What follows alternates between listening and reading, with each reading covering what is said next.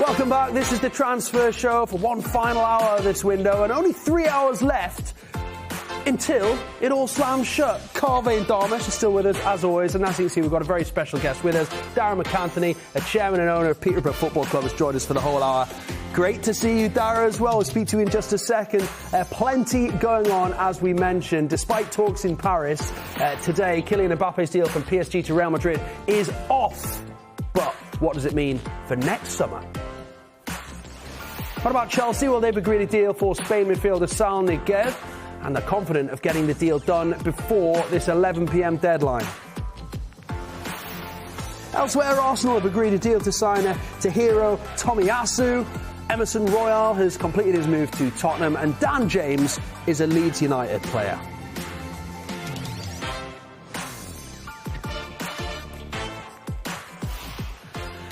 Into the last 3 hours then, guys, and it's been a frantic day as always. Dara, first of all, great to see you. Thanks so much for coming in. How's your day been as an owner and a chairman of a club? Yeah, it's been eventful. A lot of us know what's going on all the way up to the end of the day. You know what you're working on in the days leading up to it. So we obviously signed the young lad from West Ham. But that's been in the works for 6 weeks. And it was always a case of, to be fair to West Ham, they were brilliant with us. David Moyes was great. They made it clear he would go to us, but only when they signed players. Unfortunately, that took a bit longer, so our season started, and then he's on the bench in the Premier League as a sub, and you're thinking, please don't get on. Because if he comes on, scores a wonder goal or does something, and it sounds bad, but kid's a wonderful talent, so we're very happy to have him. He completes our central midfield quartet that we have. And then we were after a little bit of insurance for one of our strikers, and I tried all day. And I busted my you-know-what to try and get a deal done, and it just became impossible in the end. The club I was dealing with, they're not big fans of me, hard to imagine. And, the price was probably inflated 50% because it was us calling. Right. Player was devastated. Couldn't get it done in the end. We had, medicals pre-organised, everything else. So we were OK with that. It was always an extra little bonus if it were to happen. And then Yeah, I tried all the way up to an hour before coming here. We'd gone backwards and forwards. In the end, it just became, it wasn't worth it financially. We were already into 7 figures. And then it became daft. And for insurance, it was just daft. And then I just pulled the plug. But at one point I was going to go, I'm going to do this. And I was like, no, this is getting silly now. So sometimes you've got to walk away. It's actually better to do that than making a mistake and getting too crazy. Sounds fun. It sounds really fun. Yeah, I mean, there was about 8 calls. And at one point, Barry called me a C word. And I called him the same. And that went backwards and forwards. We were at one point having rucks, which is great. It's a healthy part of our relationship. And then late before I came here, I think we've done a deal for Ethan Hamilton to leave. He's gone to a club permanently. As long as he passes his medical, obviously. So it's been going on like that all day. You tell all your players to be available, particularly the ones who could be on the move. Obviously, we had the Dembele saga where people were like, well, our club's in for him. And then there was rumours, there was an agent putting it out there, he was available for $2 million. And I was laughing because I'd still get that in January, even with 5 months left on his contract. So the idea we were ever going to do that is insane because he's such an important player. So I'd put a figure out 2 weeks ago to his agents in France and to the clubs who liked him, the figure. And if the figure didn't get met, we were like, he's staying. And my partners were strong on that with me. But we feel we've had a good window, and we've big 2 weeks coming up now. OK, well, congrats on the window. You have had a good window indeed. And thanks for being with us tonight. But we can confirm you weren't in for Kylian Mbappe. That's who we're going to talk about first. Yeah. Carvey, what's the very latest? That one's off now. Yeah, that deal is totally off. Basically, what happened is, as we've been reporting, Real Madrid have made a big push to sign Kylian Mbappe in the last few days from PSG. He is out of contract next summer. The player himself wanted to move to Real Madrid.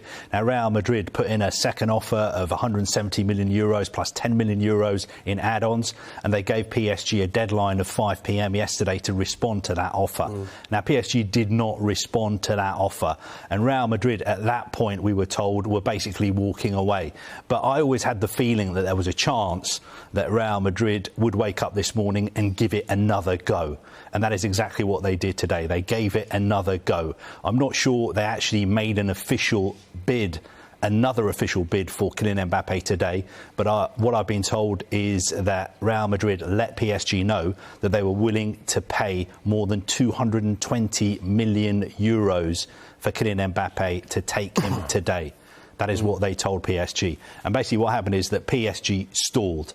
They weren't negotiating properly with Real Madrid, and at about 6 o'clock this evening, UK time, Real Madrid walked away from the deal. I was told the deal is off. It is too late. There's not enough time to do it this evening. The player is in Strasbourg with the France squad as well. And I've been told that Kylian Mbappe told PSG yesterday, again, that he would not be signing a new contract with them. He would leave on a free transfer. And as far as Real Madrid are concerned, they will now wait until January to try and speak to him and get him to sign a pre-contract agreement, which means that he would move there for free next summer. Darragh, I mean, this is an incredible story. What's more incredible, do you think? The fact that Paris Saint-Germain are willing to pay 220 million euros for a player today that they can get for free from January?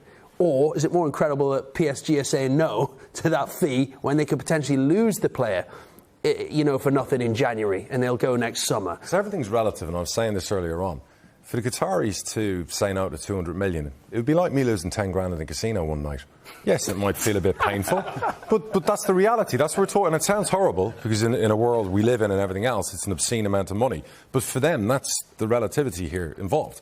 They'll keep him. If they win the Champions League, it's good for their brand. They've got the player for a year. He moves on for free. They go sign another player. This is monopoly money for these people. Lucky them. So as regards Real Madrid making the deal with a year to go, forget about the year to go. People get hung up on your player's only got 9 months left. I had that with Ivan Toney, who's got 9 months left. Yeah, but there's a price you have to pay to get him. Otherwise, he'll stay. So you want him or you don't want him. So that's irrelevant how long's left on the contract. That's why Real Madrid went all the way to 220 million in the end. God knows what it would have been like if it had 3 years left on his contract. So that's the market we're in sometimes in the higher end of football. But I will say this to you, gentlemen. Outside the Premier League and all these big deals, there is a recession in football, in the Football League.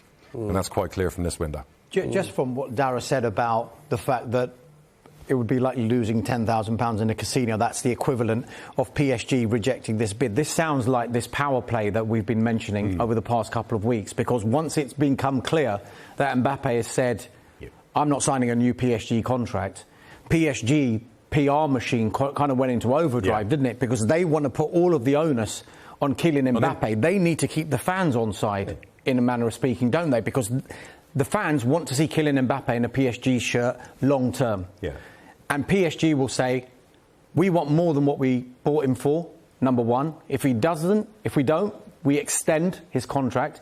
And he's promised us, PSG fans, he will not leave for free. He has guaranteed us that. And that's the message that they wanted to put out. So are you kind of saying that that was more important to them than this 200 and... what was it?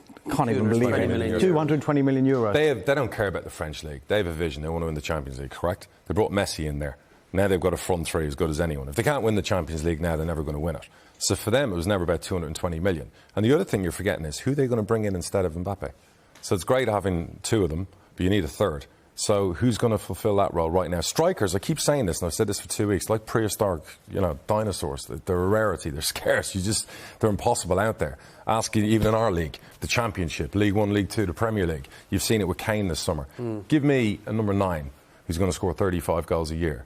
Tell me the price of them. And then when you sell yours, who are you getting in? So all those things come into it. But they want to win the Champions League. So for me, it made sense for them to keep him for a year. And it's not about the money for them, in my opinion. Not with a year left. And they'll let him go. And of course, now he's saying that he's not going to sign a new contract and he's going to leave. They've known but things can change. Things can change in the next few months. What happens if they strike up a great partnership in the front three? What happens if they win the Champions League next summer? Will he then change his mind and decide PSG is going to be the place to be? What if they say we're going to pay you even more? It's Real Madrid. Real Madrid is still Real Madrid. No matter what's happened in the finances the last couple of COVID years, European Cups. It's Real Madrid. Everyone wants to play for Real Madrid or Barcelona, those top players. And with all due respect to PSG, they can have as much money as they want. It's not Real Madrid and it's not Barcelona. And he obviously made it very clear he wants to go there. The other thing you can say as well is, what if he does his ACL? What if he hurts himself? What if he gets a bad injury and he's out for a period of time? That's the other gamble you're making. He's probably already a wealthy young man anyhow, 22. But look, he's going to gamble on himself. He'll see out his year. He'll sign for them in January and leave in the summer. What do you make of the way the player himself has behaved? Because the other night, on Sunday night, he was the man of the match. He was incredible. He hasn't said anything in public. Two players, Ronaldo 36 and Mbappe 22. Great example of how to behave, on and off the pitch professionally. And to be fair to the kid, he's done no interviews. He's never illustrated publicly. even during, obviously, the Euros in the summer, and he didn't have a great Euros. He's never come out and said, I want to leave, I want to go, and I'm not going to come to training, or I'm going to stay away pre-season and extend a break. And that's not a dig at Harry Kane, by the way, each to their own. So the boy's done it the right way, and I think he's sitting pretty. You know, he'll finish the season, they might win the treble in France, and then he can sail off into the sunset and sign for one of the top 3 clubs in the world. Well, that takes us nicely on to another man we're going to talk about in this first part, and that is Harry Kane. And you talked about the importance of strikers who can score you a boatload of goals in a season. But fresh quotes tonight, and we all sat up and when these quotes reached us on the desk, and they're relatively explosive. Darmish, what's been said today? Yeah, look, he did a couple of interviews with a couple of radio outlets earlier on today. He's with the England squad, of course, ahead of their World Cup qualifiers. Some of the things that he said that I've picked out, he said, look, I know what the situation was between me and the club, Tottenham, of course, and that's the way it will stay, number one. Another thing he said was he doesn't think that the saga has tarnished his reputation. And then, this was quite interesting, anyone involved in the football industry knows the ins and outs. I was quite calm with the situation, but when you're in it, your conscience is clear. And I just wonder if he's referring there to this famous gentleman's agreement. And I know you were on the show a few weeks ago where you said you've had gentleman's agreements with people, but they are not worth the paper they're written on simply because they're not written on paper. Correct. It is just a gentleman's agreement. So I think Harry Kane might be intimating there that, look, I know what was said.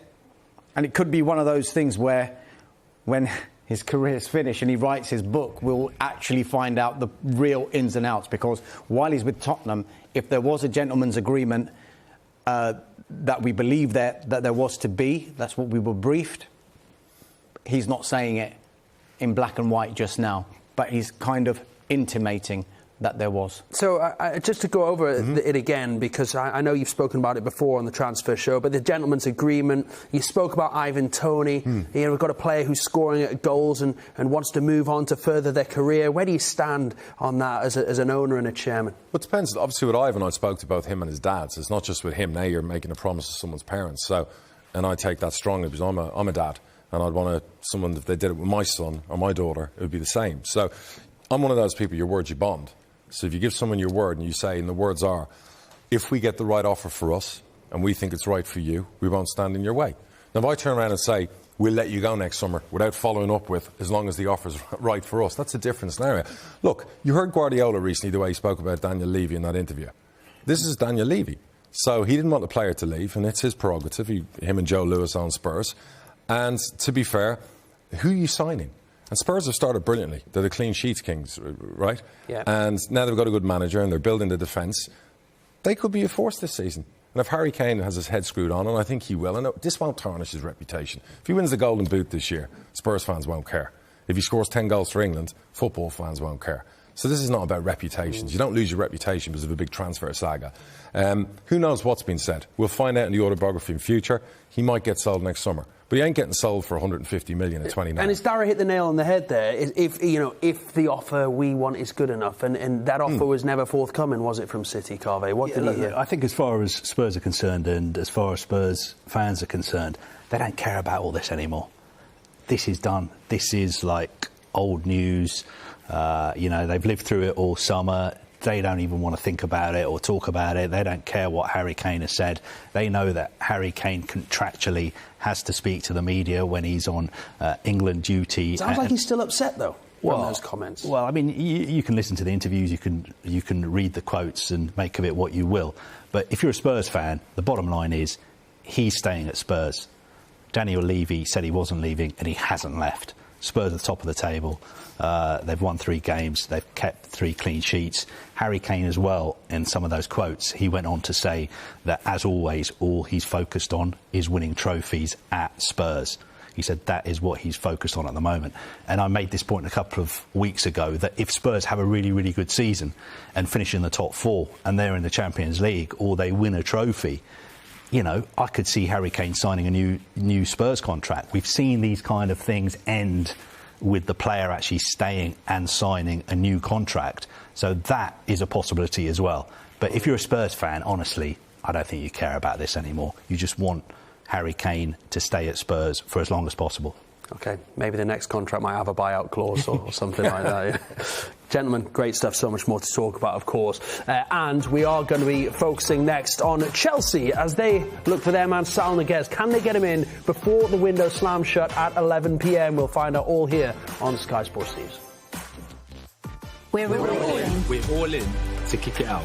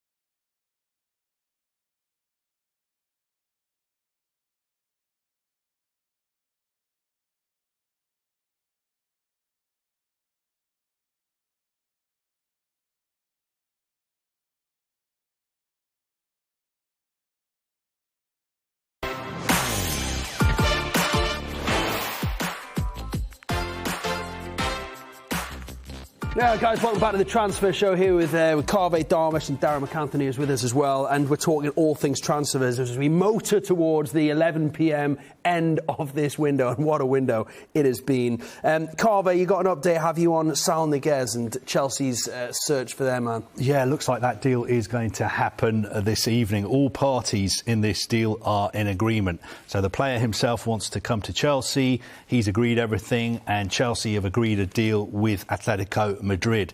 Everybody's working hard to make sure the deal is done by the deadline this evening, and Chelsea are going to be paying a £4 million loan fee, and they'll also have an option to buy the player permanently next summer for €35 million. I've been told the player is not going to be flying into London this evening. He's in Madrid at the moment, and the deal can be done there. He can have his medical there, all the paperwork can be done there, but he will be coming to London to play for Chelsea as long as everything is done by the deadline. And looks like on paper a great deal for Chelsea because he's a fantastic player.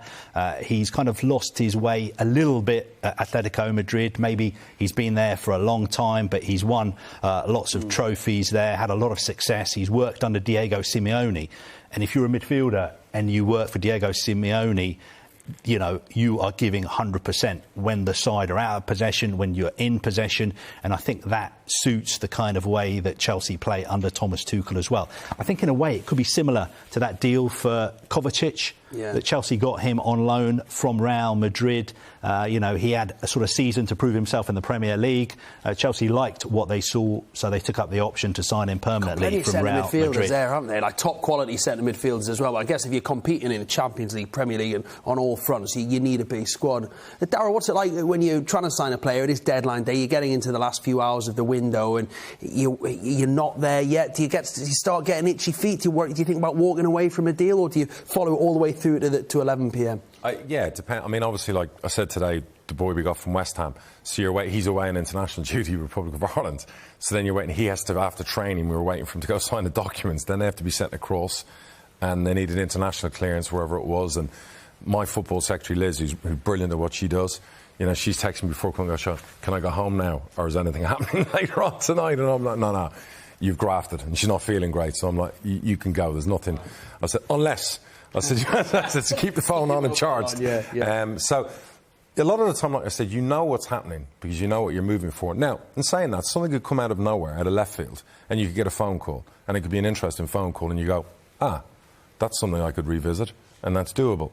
You know, I was saying this recently. We chased Norburn for 2 years from Shrewsbury, and it was always $1 million, $750, and we could never quite do the deal. They didn't want to really sell him. He was a very important player. Did the player want to come? And again, he wasn't on our list this summer because we thought, well, we're not going a third time. And then out of the blue, we got a tip-off. Well, a deal can be done. The player would love to come. And it happened in 12 hours. Right. So sometimes things can happen really quickly in football. And again, today, like the amount of calls of agents, phone calls, this player's available, that player's available, and the club will pay most of the wages. And because fans sometimes think, it gets to 11 p.m. and their team haven't signed anyone. They think, why didn't you just tell us this morning that you weren't going to sign anybody? So I haven't sat here watching Sky Sports News all day. But of course, you said... I did earlier. I warned our fans. I said, look, that's our business done for the day. Right. Again, unless that one I'd visited earlier. But you just said something could still come out of nowhere. Yeah, now, it's too late in the day because I think that player's playing right now. So it's too late in the day unless we kidnap him during the game. So, But, I mean, sometimes you could have international clearance. It could be a medical you're waiting on. It could be documentation. It could be a fax machine like we had in Spain a few years ago. Well, what amazes me is in America you have a thing called DocuSign where you can do digital scanning and signing. And it's taken forever to get that into football. Because you want to see what a deal sheet actually looks like when you do it. And you ask my secretary, that can take longer than anything else, never mind the medical. So there's all of that going on behind the scenes. But it's a buzz for everyone involved in football. Yeah, fascinating insight. Carvey, before we move on from Chelsea, another name we've been talking about all window, Jules Kounde, the centre-back. Obviously, Kurt Zuma's gone to West Ham now. Where's the replacement in the form of Kounde that they were looking for? Well, look, I don't think this deal is going to be happening. What happened is that last Wednesday, Chelsea put in an offer to Sevilla of €50 million for him, and the player has got a release clause of about €80 million. Now, Sevilla went back and said, OK, you don't have to pay the €80 million, but it's got to be closer to €80 million. So I think they tried to find something in the middle, and they said to Chelsea, look, get back to us by Friday.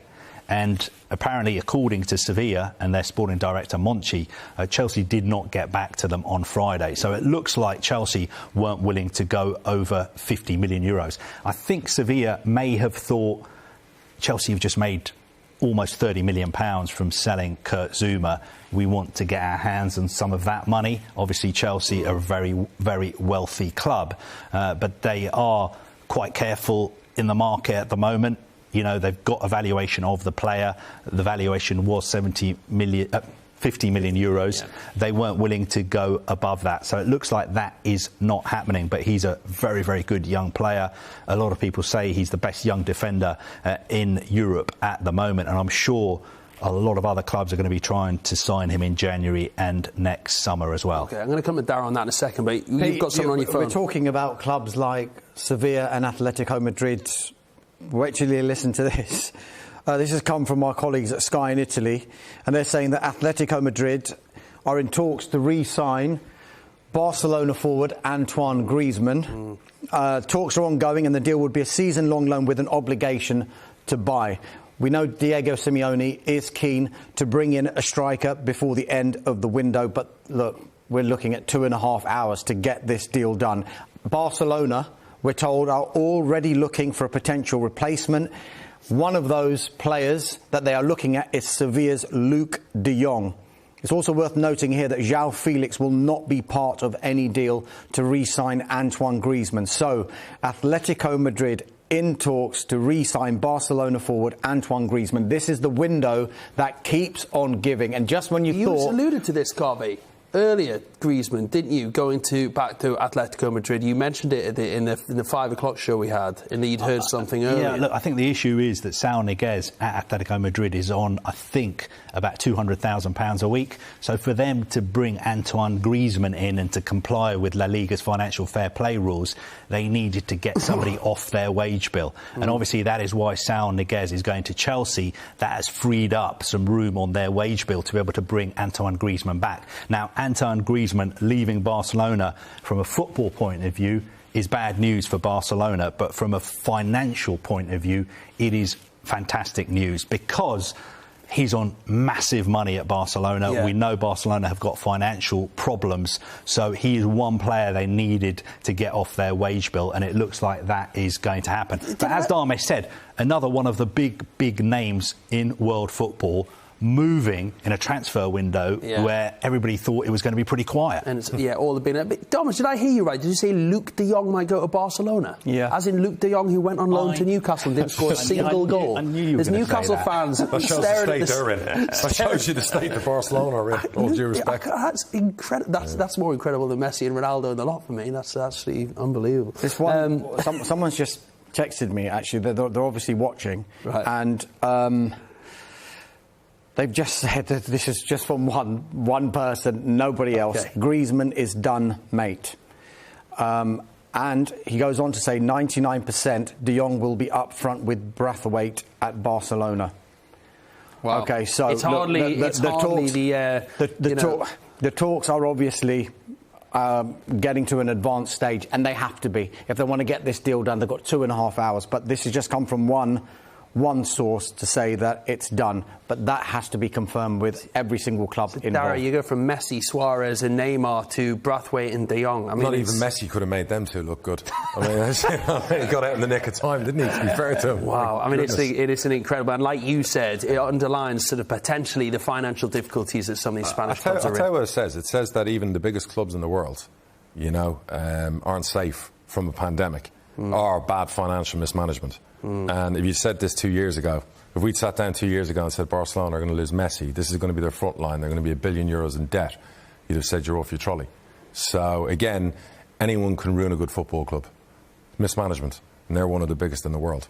Shocking. Interesting. Really interesting. Right, well, like you say, it is another huge name we've talked about in this window. We've talked about Griezmann, now we've talked about Messi, Ronaldo. We are going to be talking about Ronaldo after this break, getting Dara's thoughts on what was an incredible move as Ronaldo made his move back to Old Trafford.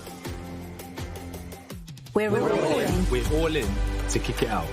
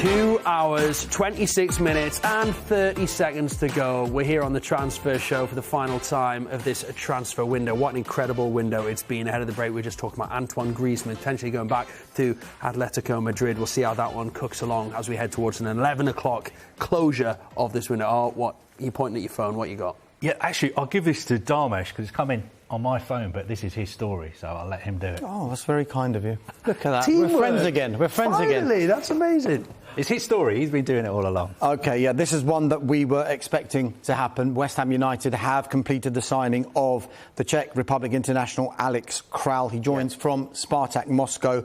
It's a loan with a view to making that loan a permanent, so it's a loan with an option.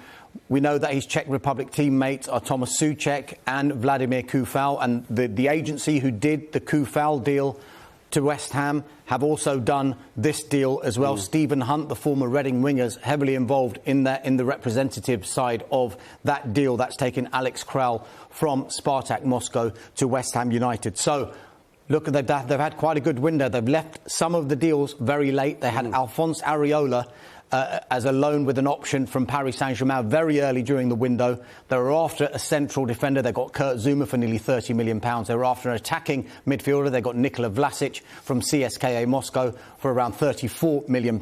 And now Alex Kral, a midfielder, has joined from Spartak Moscow. Thank you, Carve. And you know what? If he does half as well as the other two Czech players at West Ham, then they've signed another golden player, haven't they? You've got to say, actually, since David Moyes has gone into West Ham, recruitment, he has taken total control. I mean, obviously, a lot of other people at West Ham are involved in the recruitment as well, but he has the final say. And just look at the players that he signed. Almost every single player he signed has worked out. Jared Bowen, Souček, Koufal. And he really wanted Vlasic this summer as well. He really wanted Zouma as well. He really wanted Kral as well. So almost every time West Ham sign a player now, you're almost looking forward to watching them because you think, wow, this guy could be as good as Thomas Souček has been. And David Moyes has always been someone who's really, really careful about the players he signs. He watches video. I mean, normally he likes going out and watching them himself, but obviously because of the pandemic he hasn't been able to.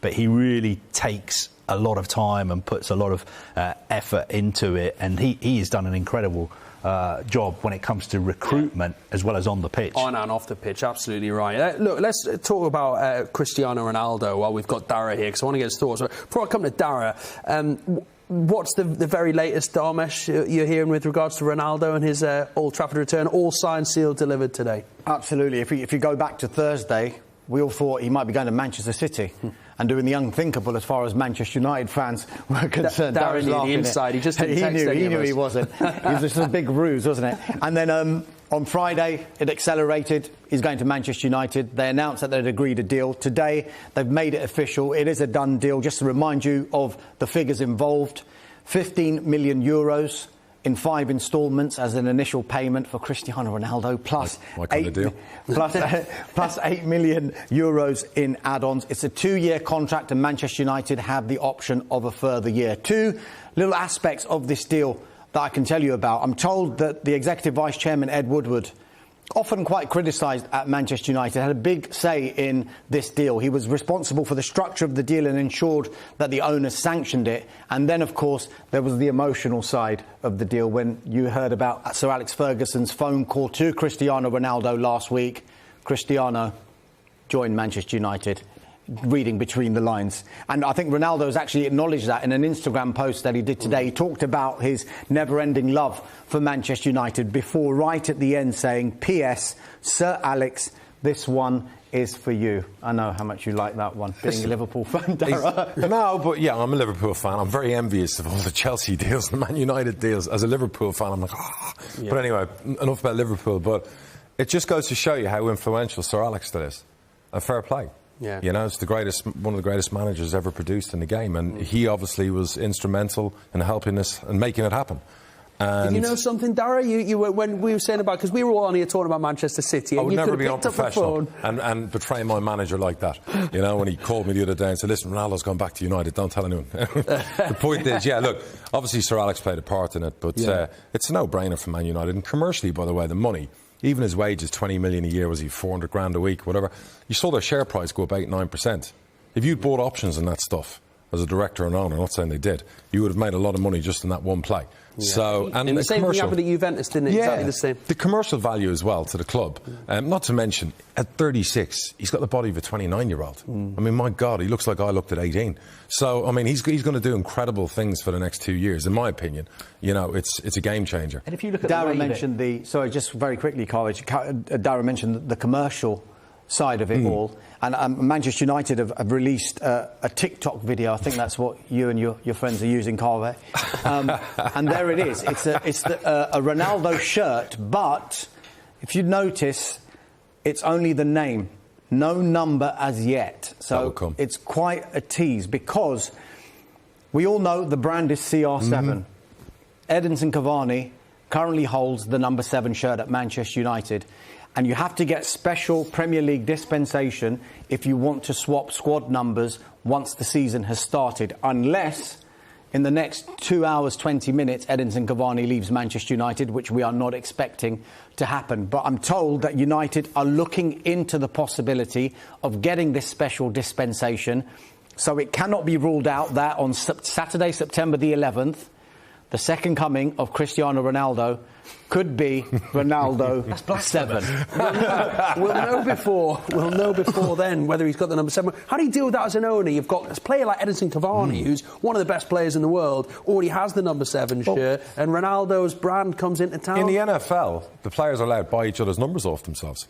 Really? They actually do. They buy them for 100 grand, 150 grand. Do you know what I mean? Tom Brady, TB12, they come in. I think he bought Tampa Bay, one of the players, the number, gave him a new car or whatever. So would you be tempted to throw a financial element into Cavani? I think as an owner, I'd say to Cavani, look, you know, what can we do to make you happy about this? You know, because it's important to Cristiano. And the Premier League as well probably have to give dispensation, because this is good for business. It's good for the Premier League. You know, you've now got one of the greatest players ever lived coming back to finish his career in the Premier League. So, again, that's part of it's a bit like Michael Jordan. Those numbers are iconic. So I hope he gets it, even as a Liverpool fan. When you look at the numbers that United are paying, I think it's nothing. Instalments. So they're paying 5 instalments of £2.5 million a time. Would have covered it with Dan James. Is that something you would have been able to afford that, wouldn't you? Well, listen, that's I wish, but that's the way we do all our business. But people don't understand this. Most transfer deals are done over time. I've been doing it for years. Even now, when I ring up people to buy a player and they go, "What do you mean you're paying it over 4 years?" I'm like, "That's how it's done in football when you buy players. We sell players for millions. You get it over 3-4 years. So that's no different if you're buying the big players." I was dealing with a big Scottish club during the summer to buy a player, and they didn't like the cheek. I'd made an offer spread over 3 years. And they said, "Well, we want all the money up front." And I said, you know, when you're buying players from Liverpool or other clubs for many millions, do you pay all that up money? Well, of course not. So what's the difference? That's just how the business works. Relative, yeah. It's money in the bank. But that was paid for. Do you see Ronaldo being a success? You've already spoken about how physically fit he is. I mean, because someone said to me, "Oh, is it going to be similar to Bale going back to Spurs?" No. But you're saying it's a different thing altogether. Listen, I was fortunate to be on holiday next to this guy about 5 years ago in the Bahamas. And my nanny came running into the villa every morning at 7:30. She saw him on the beach doing his ab crunches and running 5 miles up and down. Thank God it wasn't my wife saying that. But anyway, but the point was, this man is his craft. This is what he does. He'll play till he's 40. And the condition he's in, he's a credit to our industry. And every young player should look at that man and the way he lives. And he's so professional. And they could all raise their level to that. He'll be fantastic for the Premier League. Yeah, and Darmus, of course, Darius just touched on there. Dan James, the deal that's taken him to Leeds United, it's paid Ronaldo's transfer fee. Obviously, it's not going to cover the wages, but any surprise there that it was Dan James? There was some talk it could be Jesse Lingard going to West Ham, of course. Yeah, I mean, the Jesse Lingard one, we thought West Ham would make a formal offer for him during this transfer window. Didn't really materialise, and Manchester United are quite happy for Jesse Lingard to stay and fight for his place. And it hasn't been ruled out that contract extension could be on the cards for Jesse Lingard, just to maintain his value, because he's entering the final year of his deal. Daniel James, as recently as a week ago, we were told that, you know, he's in Ole Gunnar Solskjaer's plans. But with the arrival of Sancho, with the arrival of Ronaldo, his first team opportunities were going to be limited. And so Leeds United have finally got their man at £25 million. This is 2.5 years after Daniel James had posed with the Leeds United shirt, thought he'd signed for them on deadline day way back in February 2019, only for that deal to fall through. But now, of course, he has signed for Leeds United. And just going back to this shirt issue, Daniel James was number 21 at Manchester United. So that shirt is now free. Guess what number Edinson Cavani wears for Uruguay? Dun, dun, dun. 21. It's all coming together. James is a Bielsa signing, though. I think he's perfect for Leeds. Yeah, I think to get him before. Bielsa will get the best out of him. Yeah. He'll have a phenomenal time at Leeds, in my opinion. Yeah. I think he's made for the way Leeds play and that intensity and his pace. Terrific signing. Yeah, they've Great got some good wingers there as well, haven't they? Absolutely. Yeah. Interesting, we were talking about Sir Alex Ferguson, the influence that he had on Ronaldo moving to Old Trafford. And one of the other players that had a big impact on that was Bruno Fernandes, who tweeted afterwards the picture saying, Agent Bruno. Just one of the other players we've just been talking about, Alex Kral, his move to West Ham as the third Czech player. Well, apparently Thomas Souček has gone on and tweeted Agent Souček. So this is the new thing. So, but I think with Ronaldo, it wasn't...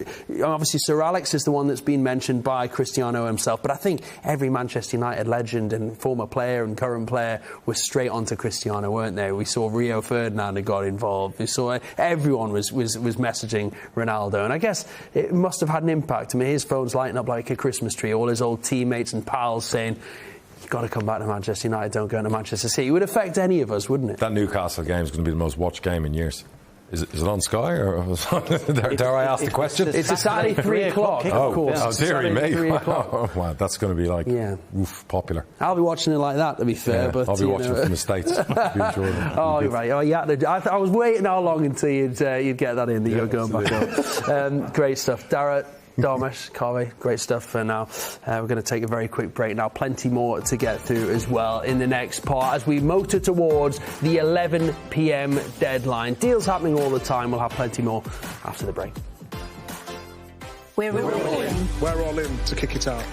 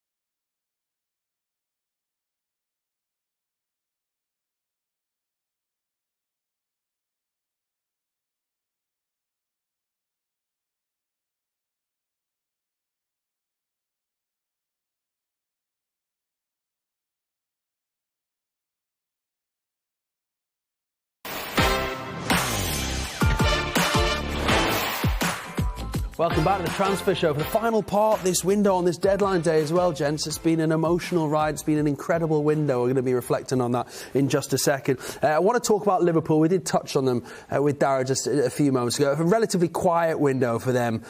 Ibrahim Kounde has come through the door. But that's been about it. But they have worked to sort of extend the contracts of some of the players they have. Before I come to Dara, there's a couple of signs today, lads, as well, hasn't it, including the captain Jordan Henderson. It seems to be the sort of the game plan for this window was to make sure they kept a hold of their top talent. Yeah, exactly. They've given new contracts to all their key players one by one. It's almost been like sort of drip feeding the good news all through the summer. And bear in mind that for most of last season they were without Virgil van Dijk and without Joe Gomez. So both those players are back as well. And I know it's a cliche, but might almost be like having two new signings for them. And Ibrahim Kounde, he's a player that a lot of other clubs wanted as well. Liverpool managed to get in there really, really early to do their business. So I think they will be happy with the summer they've had.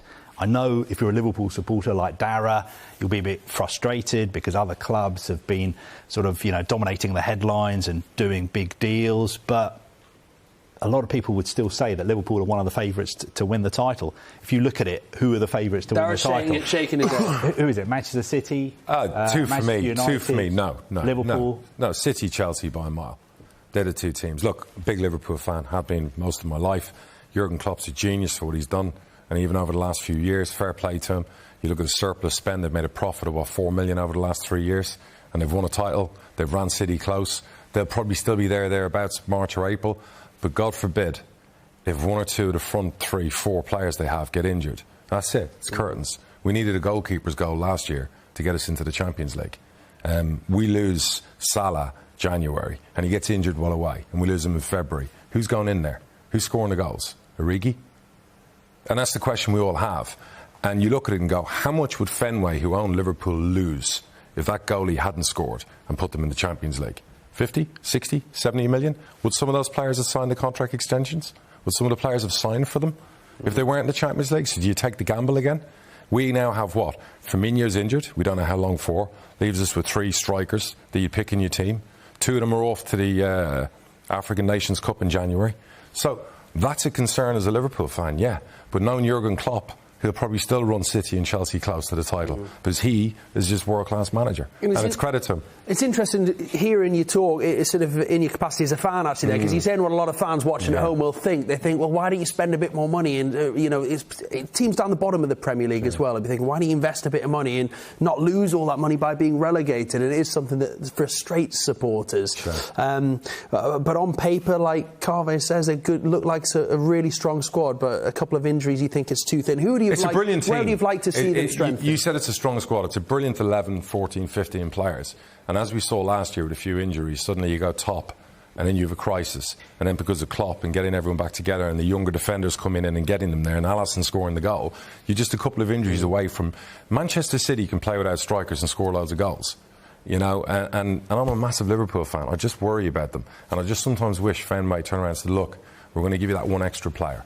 They need one more player, attacking player, in my opinion. And who am I to criticise the way they run their club? They do everything away from the pitch fantastically well with the stadium. Klopp does everything well with the team. I think he knows what he's doing more than I do.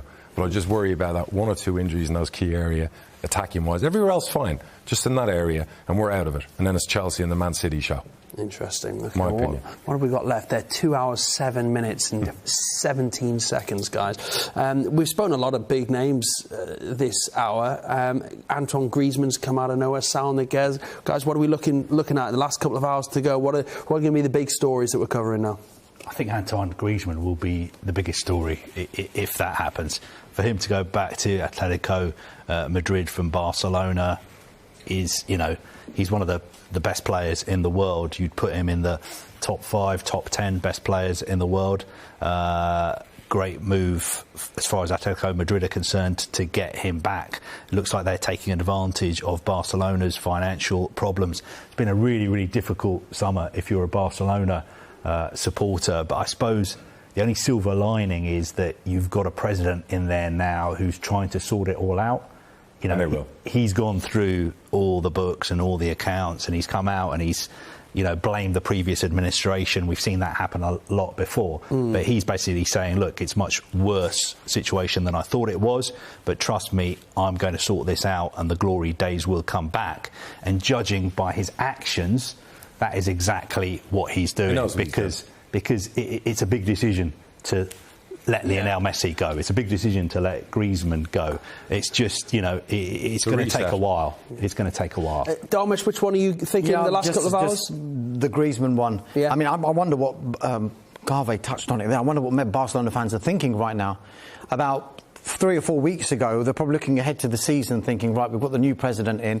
Messi's committed to the club. Messi and Griezmann, we could still challenge. And now it could be De Jong and Braithwaite. And if you're a Barcelona fan, you are watching. I just don't watch any videos of his loan spell at Newcastle. De Jong and Braithwaite, but they've got Memphis Depay as well. I want Darragh to have the final word here with us here on the transfer show. Darragh, we've seen some absolutely sensational moves in this window. What's the one that's shocked you the most? What do you think is the best transfer of the window? You've got literally a couple of seconds. Ronaldo, because again, he's stolen Messi's thunder.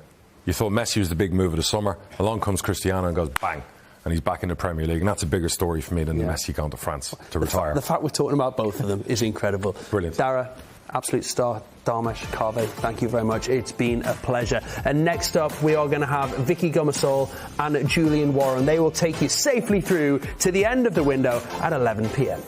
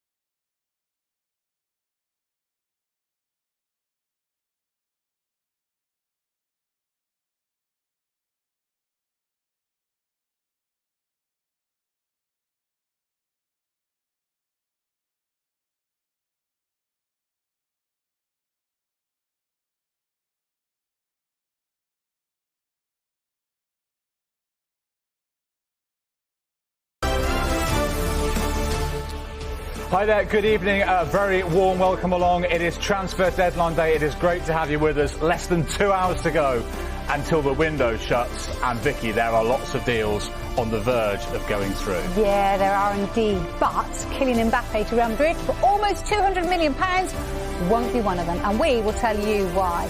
Now, we're delighted to say that former England manager Sam Allardyce is here right up until beyond tonight's 11 p.m. deadline. We've booked him all night. And we've got these two cheeky chappies as well, Chris Boyd and Paul Burson, to talk us through all the deals that matter. Won't be able to keep them quiet, will we? Yeah, there's some big stories bubbling away as well. Will Chelsea end up getting the Atletico Madrid midfielder Saul Niguez tonight? Stay with us to find out.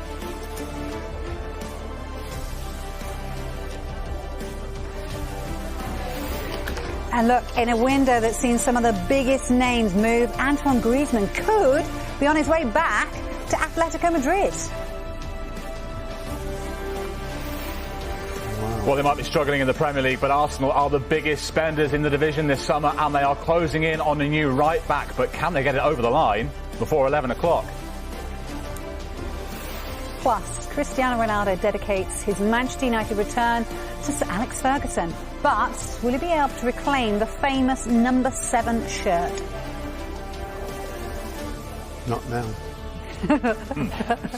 We'll hear from Sam, from Chris and from us very shortly indeed. But we're going to start with it's an incredible story coming out of France this evening, that PSG have rejected a bid in excess of £189 million from Real Madrid for Kylian Mbappe, despite the player having just a year left on his deal. Carvey, when you broke this news earlier, when we were watching you just over there were jaws dropping left, right and centre. I mean, just take us through this.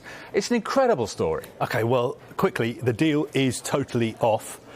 Today, Real Madrid told PSG that they would be willing to pay more than €220 million.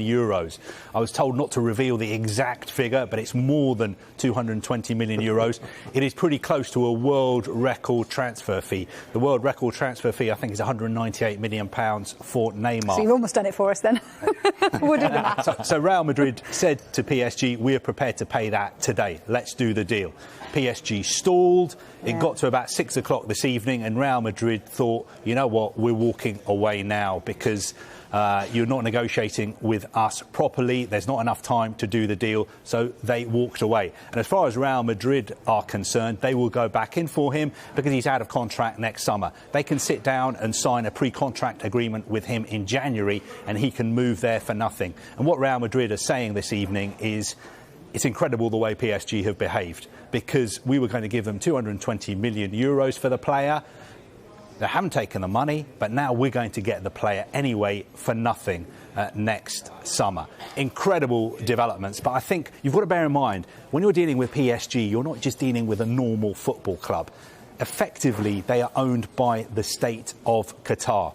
And I've just been speaking to Darragh McAntony. You've just seen him. He was on the show, the Peterborough United owner, and he said for the people who own PSG, €220 million for them is like Darragh McAntony losing £10,000 in the casino one night. Yeah. Yes, it hurts, but he gets over it. And for the people who own PSG, €220 million, I know it sounds obscene to us. Yes, it does. But for them, it's not a lot of money. We are going to get Sam's reaction to that, because we did speak a little bit just as we came on there, but we are going to get your reaction very shortly. But look, let's get more on this. Let's go live to Gary Cottrell, who's with the France squad right now. So, Gary, Mbappe's not hidden his desire to leave, of course. So how do you think he'll take this news tonight? I'm about to go and lose 10 pence in a casino. Listen, the night time's now fallen in Strasbourg.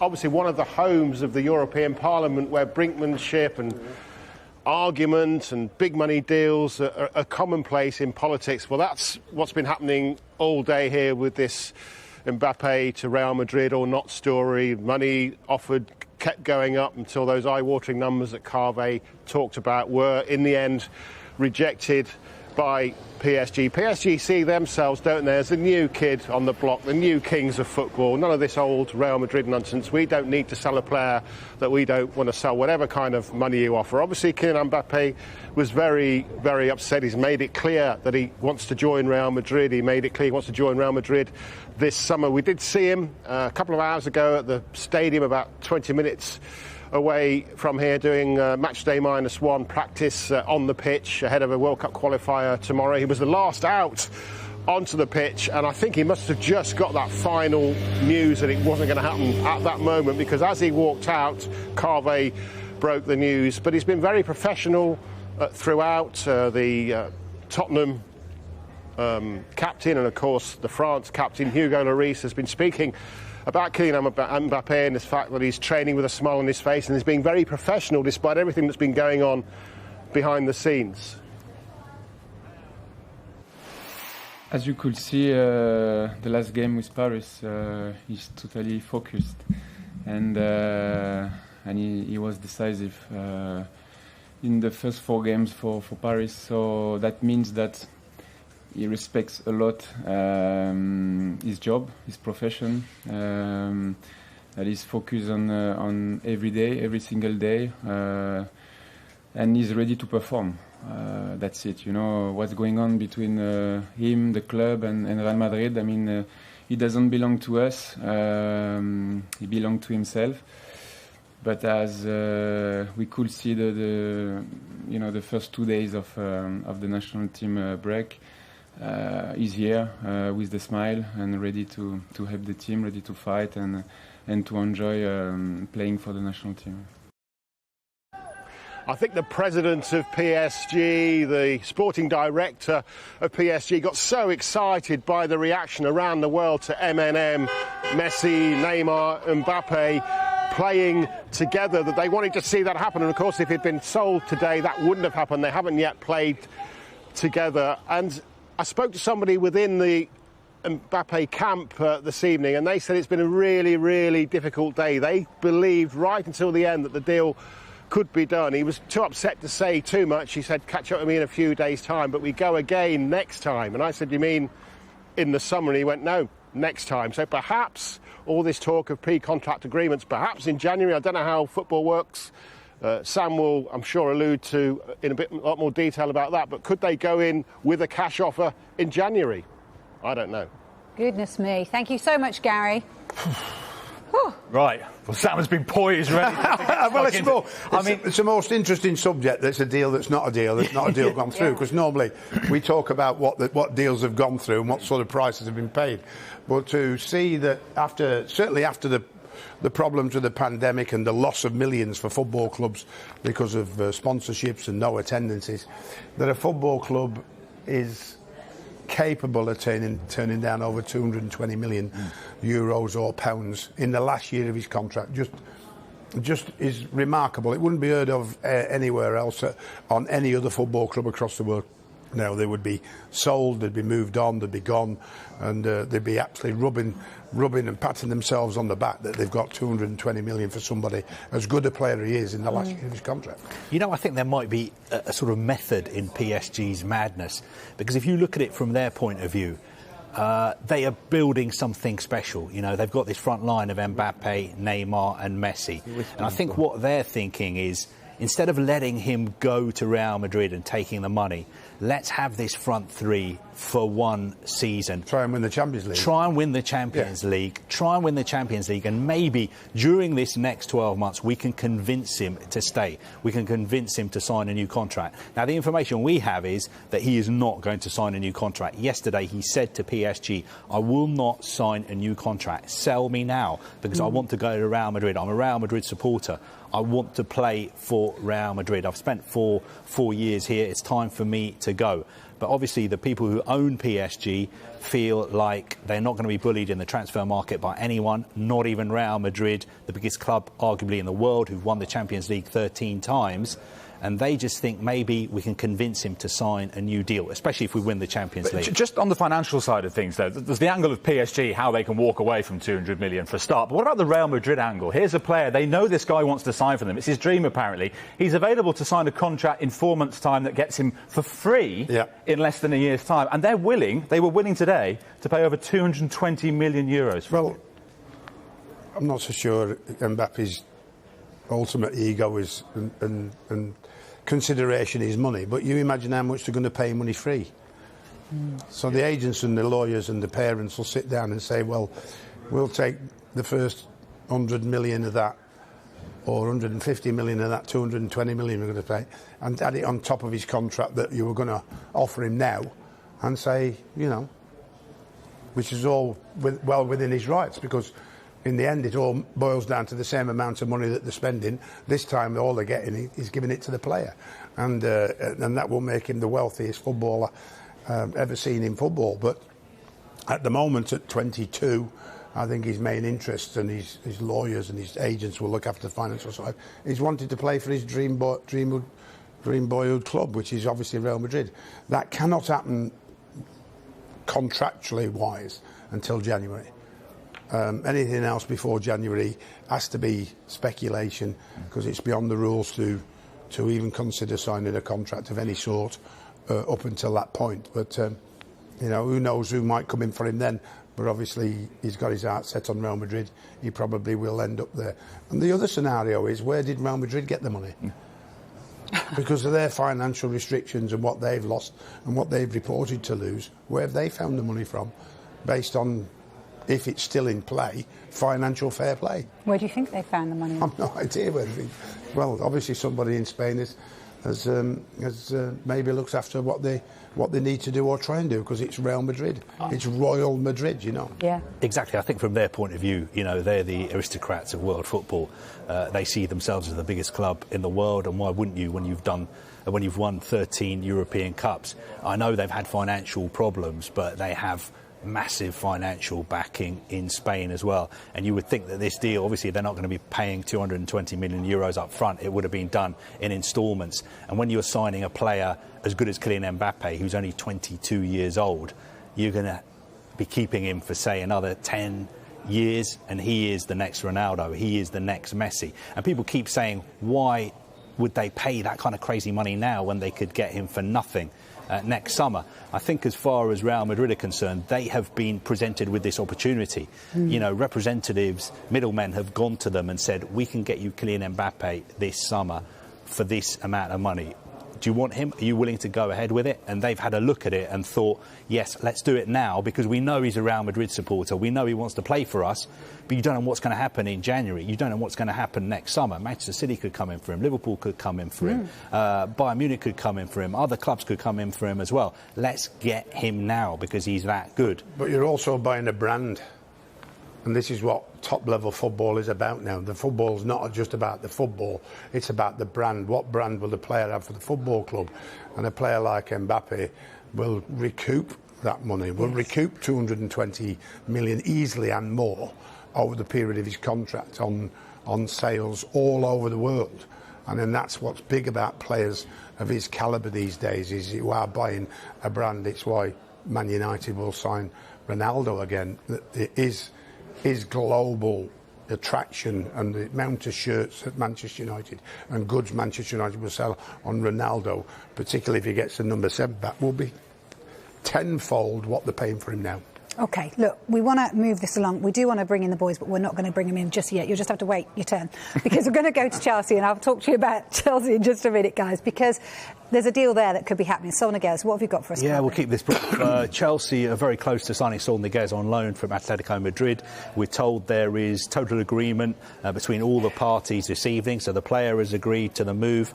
Chelsea have agreed a deal with Atletico Madrid. Everybody's working hard to make sure the deal is done by tonight's deadline. Chelsea will be paying about a €4 million loan fee for Saul Niguez, and they will also have a €35 million option to buy him next summer. I'm being told the player is not flying to London tonight because he's in Madrid at the moment. The deal can be done in Madrid. He can have his medical there. All the paperwork can be done there as well. So it looks like Chelsea are about to get the midfielder that Thomas Tuchel wanted. OK, should we bring them in then? Yeah. Because they're desperate to talk. So, Chris, I'm going to ask you first of all, this is exactly what Chelsea need. Another top-quality player, eh? Yes, because I've not got that many of them, have they? No. But, I mean, I think when you're fighting on all fronts as well, Champions League, obviously the Premier League as well, you want to bring, the top players to your club, and, he's definitely one of them, and I think he's shown that in Europe and obviously in La Liga over the last period of time as well, but you've got to say, where are they going to fit them all in? Yeah. That's the question, isn't it, Paul? I mean, central midfield strikes me as not an area that particularly liked Chelsea. No, exactly. But as Chris just said, they're going to go deep in the Champions League. They're going to go very deep in the Premier League, the Carabao Cup, the FA Cup. There's a lot of international games as well. I mean, look, you've got 3 games in quick succession coming up in this break. The games will catch up thick and fast. There's no doubt about that. If I'm the manager, I want as many, and Sam will tell you, you want as many top quality players you can get hold of. I mean, because these players will pick up injuries. It's so fast and furious now, the pace they play at. You see Kante the other day have to come off. I mean, Kovacic come on. For me, I thought personally the second half he was man of the match. I just thought the way he kept the ball and just killed the game for Chelsea when they had 10 men. So it'll be another great signing, and as I say, Chelsea are going deep in a lot of competitions this season. OK, look, Carver, we're just going to bring No, we want to keep on talking, me and Chris. You just wait. We can cut you off. You want to keep on talking. All right, hang on a minute. Look, we've still got a situation there with Kounde. What's happening there as well? Because obviously they were keen on him. Yeah, it looks like that isn't happening. Okay. Chelsea made an offer of €50 million to Sevilla for Jules Kounde, the France centre-back, 22 years old. Sevilla turned that offer down because he's got an €80 million release clause in his contract. They put a counter-offer to Chelsea and they said to Chelsea, come back to us by Friday. They didn't hear back from Chelsea, so it looks like Jules Kounde is staying. Also, Callum Hudson-Odoi is staying at Chelsea. Borussia Dortmund wanted to sign him on loan. They said to him, come to us, you can play on the left wing, you will get lots of game time. See what we did with Jadon Sancho, see what we're doing with Jude Bellingham. The player wanted to go, but Thomas Tuchel wanted him to stay. One other quick line to bring you is about Antoine Griezmann. This is a story that was first reported by a colleague, Gianluca Di Marzio, Sky Italy. That is very close to being done. Antoine Griezmann is going back to Atletico Madrid from Barcelona because Barcelona have got these massive financial problems. They need to get him off their wage bill. I think we'll be hearing from Gianluca Di Marzio very, very soon. Yeah, that would be a surprise, wouldn't it, to see Griezmann go back on deadline day night, but it looks like it might well be happening. More from Carvey and our guests to come very shortly. We're also going to be covering, in the next few minutes, Arsenal, Tottenham, Crystal Palace, and, of course, Vicky, many more on top of that. Yeah, we will. Harry Kane, of course, breaking his silence on his failed move to Manchester City, saying his reputation is intact. We'll have more on that next, and his conscience is clear too. I'm in. I'm in. I'm in. We're all in to kick it out. Partnering to end racism in sport.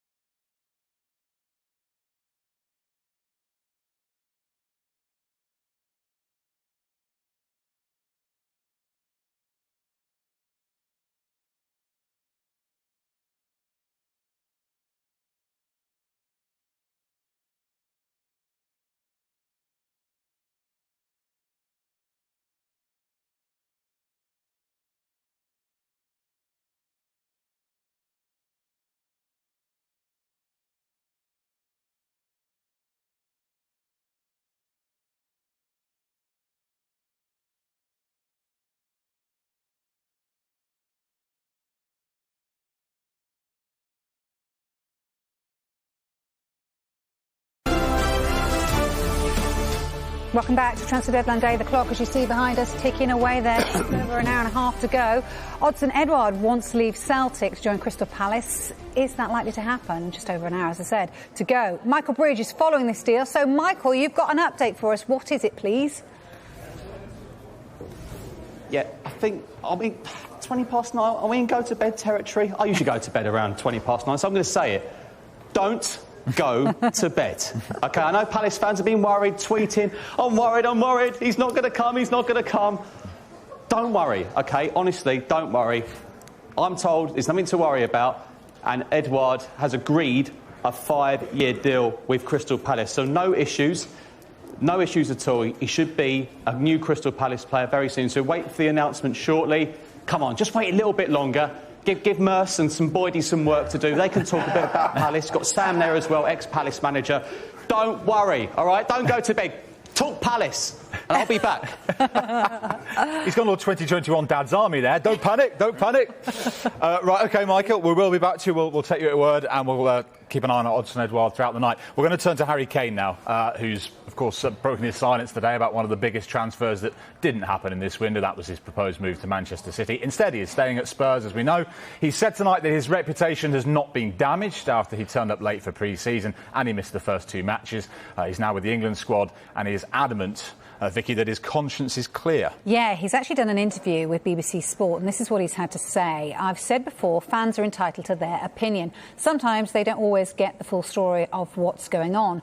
From my point of view, I've got a clear conscience, and I've got to keep doing what I'm doing. I'm doing everything I'm being asked for and asked to do by the club.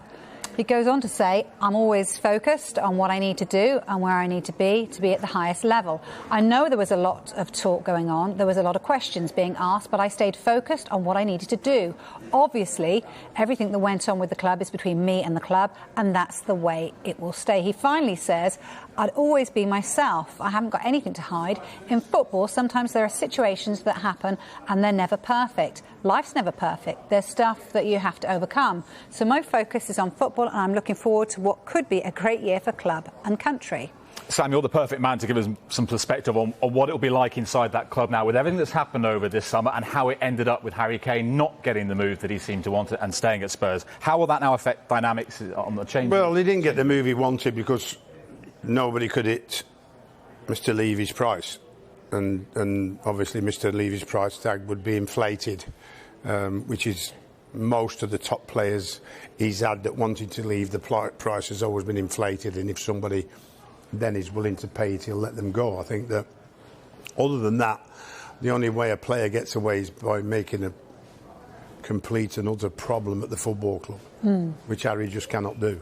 It's not within his nature, not within his professionalism, not within the way he handles himself on a day-to-day basis. So he has handled himself extremely well. There's nothing wrong with him telling or asking to leave the football club, and that'll be granted. I think that the one sticking point I would have said that would have really put the nail on the head with it would him actually writing a written transfer request, which would then mean loss of all what loyalty bonuses he had in his contract and so on and so forth. And that may have been something that he could have gone that far if he really wanted to get away, which may have told Daniel Levy that, look, I am determined to leave. Whether that still would have happened, I'm not so sure, but obviously everybody goes on about his age, nearly 28 now.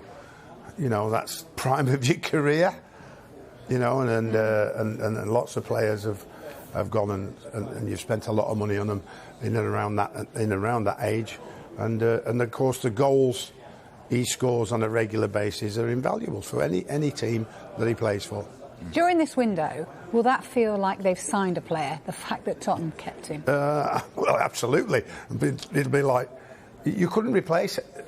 Tottenham could not replace Harry Kane, except maybe signing 3 top quality players who maybe be able to share the sort of goals that Harry could score. I don't think Tottenham can find a centre forward that scores on his own that would score the same amount of goals Harry would score year in and year out. That player would be going to a Liverpool or a Chelsea or a Man United or a Man City now. Unfortunately, not a Tottenham. We will get more on Harry Kane throughout the evening. Staying with Tottenham, and they've completed a signing within the last hour. Emerson Royal has joined the club from Barcelona. He's signed a contract until 2026. He'll wear the number 12 shirt. He's 22 years old, and that deal is worth €30 million. And Tottenham are still trying to sign Adama Traore, despite Wolves not wanting him to leave their club. We understand Wolves will only entertain an offer of around £50 million plus for the winger, who still has 2 years left on his deal. Wolves are also in discussions to sign Renato Sanchez from Lille. A loan deal has been offered there. And Tanguy Ndombele will remain at Spurs beyond the deadline. A move has not materialised, despite both parties being keen to part ways. The Frenchman, who cost a club record £54 million back in 2019 when he joined from Lyon, has never really hit the heights, I think it's fair to say, in his time at Spurs, but he's staying put. Well, look, it's a phrase that Darms use a lot. It's the window that keeps on giving. And it gave again tonight, didn't it? Because we've got news on Antoine Griezmann. What can you tell us? Did we expect anything else on No, deadline day? absolutely It's not. going to finish with a flourish by the looks of it. Look, about an hour ago, Sky in Italy were reporting that Atletico Madrid in talks to re-sign the Barcelona forward Antoine Griezmann. We were doing the transfer show when I received that email, and I think one of my contacts was actually watching, because I got a text from him and he actually said that deal is done. Wow. Loan plus an obligation for about €40 million. And Sky in Italy had just reported themselves that they believe that that deal is done as well. Antoine Griezmann from Barcelona back to Atletico Madrid, a loan plus an obligation to buy, the obligation being €40 million. My contact also said that Barcelona's primary target, they still want to bring someone in the remaining time, is Sevilla's Luke de Jong. And he said to me that that one, 99% will get done. But you're looking at an hour and a half of this transfer window. Done in that time. You know what? This must have been happening behind the scenes. They must be having a medical already, really. Exactly. Have to be having a medical 4 hours ago. For a deal this big, this must have been kept pretty quiet for a little while, happening behind the scenes. Because if they're confident that a player like Antoine Griezmann can move back from Barcelona to Atletico Madrid, something must have been going on before we got this email. And it just highlights the financial predicament that Barcelona found themselves in. Messi's had to go because they couldn't afford his wages. Antoine Griezmann was one of the highest paid players this season, in any season, at Barcelona, and it looks like they're trying to let him go. Gerard Piqué and a few others have taken pay cuts at Barcelona. Just such is the debt at that football club. And now you've got a situation where you might be seeing Griezmann leave and Barcelona having a strike force of Martin Braithwaite and Luke de Jong. I don't think they were expecting that when the season started. They were thinking Messi, Griezmann and Depay. Goodness me. All right, thanks for that, Darms. It's been extraordinary, hasn't it? Really, really has. A reunion then for Griezmann imminent at Atletico Madrid. Speaking of reunions, takes us to Everton, because Rafa Benitez is keen to hook up with a player he's had before. Vinny O'Connor can tell us more, but Vinny, the clock might be against them here, mightn't it? Well, this is one deal that hasn't been done behind the scenes. It's effectively now a done deal. Everton are going to get Solomon Rondon. We just effectively await now the official announcement from Everton Football Club. But as you said, Jules, Rafa Benitez wanted to work with Solomon Rondon once again. It's an opportune moment for Everton as well. They needed to get another striker in after allowing Moise Kean to return to Juventus on a 2-year loan with an obligation to buy. Yes, obviously we know Richarlison can play through the middle and operate effectively as a backup to Dominic Calvert-Lewin. But Everton wanted another option in there, and they are going to get Solomon Rondon as that option. Ainsley Maitland-Niles is staying at Arsenal, it seems, Vinny. I mean, a right-back is an area Everton seem to be looking. Any other business that could be done in that position before 11? Well, it's looking like Rondon is going to be the only player that Everton get in on this deadline day. And, yeah, you mentioned the right-back area. Everton have been looking to get a right-back in probably the last 3 transfer windows now as cover and a possible successor to Seamus Coleman. They haven't been able to do that. And, again, it looks tonight that they failed in that regard as well. Obviously, things can change quickly and there could be some movement. But at the moment, it's looking very unlikely. We know that Ainsley Maitland-Niles was a target. He fit the bill for what Everton wanted as well, and it looked like a move that was possible when Maitland-Niles effectively was agitating for a move. It certainly looked like that with that Instagram post yesterday, but at the moment, with him obviously resolving his situation at Arsenal and staying put, Everton will have to make do with the cover that they already have here. Of course, they have someone like Ben Godfrey who can operate at full-back. He may be asked to cover at left-back again this season as well for Luca Dean, because obviously Everton have allowed Niels Nkuku to go on a season-long loan to Standard Liège today as well. And let's just finish with a word on Liverpool. No new arrivals today, but a couple of significant signings of sorts. Yeah, Liverpool have been mainly about keeping their squad together through this transfer window. There's been obviously a new deal for Reese Williams. He, though, immediately joined Swansea City on loan, but has committed his future to Liverpool until 2026. Nat Phillips, as well, has signed a new contract. He'll be there until 2025. But the biggest deal, obviously, was securing the future of captain Jordan Henderson. That deal will take him until the summer of 2025. He said today that he's obviously very honoured and proud to continue the journey that he's been on there. It's amazing to finally get the deal done and concentrate on looking forward to what the future may hold. He feels as hungry as he did to prove to people that he deserves to be at Liverpool Football Club, and of course only back in June he celebrated 10 years with Liverpool.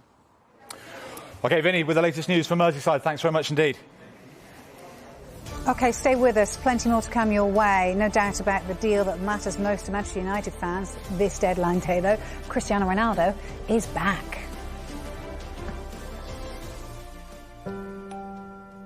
I'm in. I'm in. We're all in to kick it out. Partnering to end racism in sport.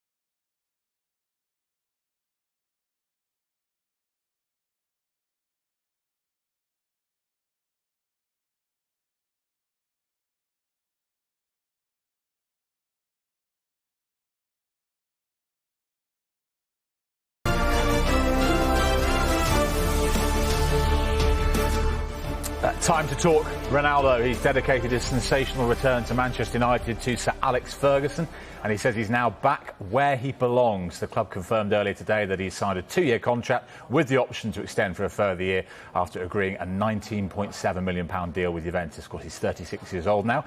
And after the announcement, Ronaldo posted this message on social media. He said, "Everyone who knows me knows about my never-ending love for Manchester United. I can't start to explain my feelings right now as I see my return to Old Trafford announced worldwide. This is absolutely 100% the stuff that dreams are made of. History's been written in the past and history will be written once again. You have my word. I'm right here. Let's make it happen once again. P.S. Sir Alex, this one is for you." Fantastic news for the club. Great that Ronaldo's coming back to his home, as we feel it is. And I think everybody's excited to see his debut. I remember when Eric Cantona came back to the club after his, let's call it a misdemeanor, when he had his incident in Crystal Palace, and the response and the reaction of the crowd when he played his first game, when he was able to play again, that was huge. But this is going to surpass that when Ronaldo makes his debut. It's great because he's going to provide so much, let's say, a guarantee in terms of like team spirit, in terms of fighting spirit, or about the goals that he's going to provide because of his dedication. So he will really provide some benchmark for the young lads, you know, like the Greenwood, Rashford, the Martial, all those players will benefit from that. So it's great. It's an amazing signing. OK, so Ole Gunnar Solskjaer's added this. You run out of words to describe Cristiano. He's not only a marvellous player, but also a great human being. I've no doubt that he'll continue to impress us all, and his experience will be so vital for the younger players in the squad. Ronaldo's return demonstrates the unique appeal of this club, and I'm absolutely delighted he's coming home to where it all started. Ronaldo's been training with Portugal, of course, today for their World Cup qualifiers this week. He needs just one more goal to break Iran's Ali Dai's record of 109 senior international goals. Forget his age, forget the name. We're talking about the guy who was the top goal scorer in Serie A last season. So that's who Manchester United are signing. So you think it should make a big difference to them. They've obviously added other players in other areas as well. So I think it's about time Manchester United were really fighting towards, you know, bringing that title back to Old Trafford. He'll be a big example to everyone in that dressing room, not just the younger players. I think everyone in that Manchester United dressing room will be absolutely delighted and, you know, buzzing to see Cristiano training with him every day, seeing his habits, his good habits. To still be performing at that level at 36. This won't just be for like the younger players in terms of, you know, Mason Greenwood at the club as an example. I think Cristiano Ronaldo is an example to every footballer. I mean, the numbers for Ronaldo are absolutely astonishing, aren't they? Sam was just chatting to us about it, Dan. I mean, 783 goals in competitive matches in his career, which is the most, you won't be surprised to hear, in the history of the game. He scored 134 times in the Champions League. Yes, that's a record too, as is his record of 67 goals in the Champions League knockout stages alone. He's also got the most assists in the history of the Champions League, 42 of those. And as we just mentioned there, 109 international goals as well. That's a joint world record, but could be changed as soon as tomorrow when he plays Ireland if he scores against them. And he's got 9 hat-tricks for Portugal. That is also a world record for internationals. That's not bad when he's competed against Messi in all those years either. Yeah, good point. Redknapp thinks that Solskjaer is now under more pressure than ever, and this could be why. The Manchester United manager has spent £441 million since he succeeded Jose Mourinho at the end of 2018. Yeah, we're going to hear from Jamie Redknapp very shortly as well. Manchester United have posted the first glimpse of him, though, back in the red shirt. He's set to make his second debut for the club a week on Saturday at home to Newcastle. But as of yet, still no confirmation if Ronaldo will be reclaiming the famous number 7 shirt.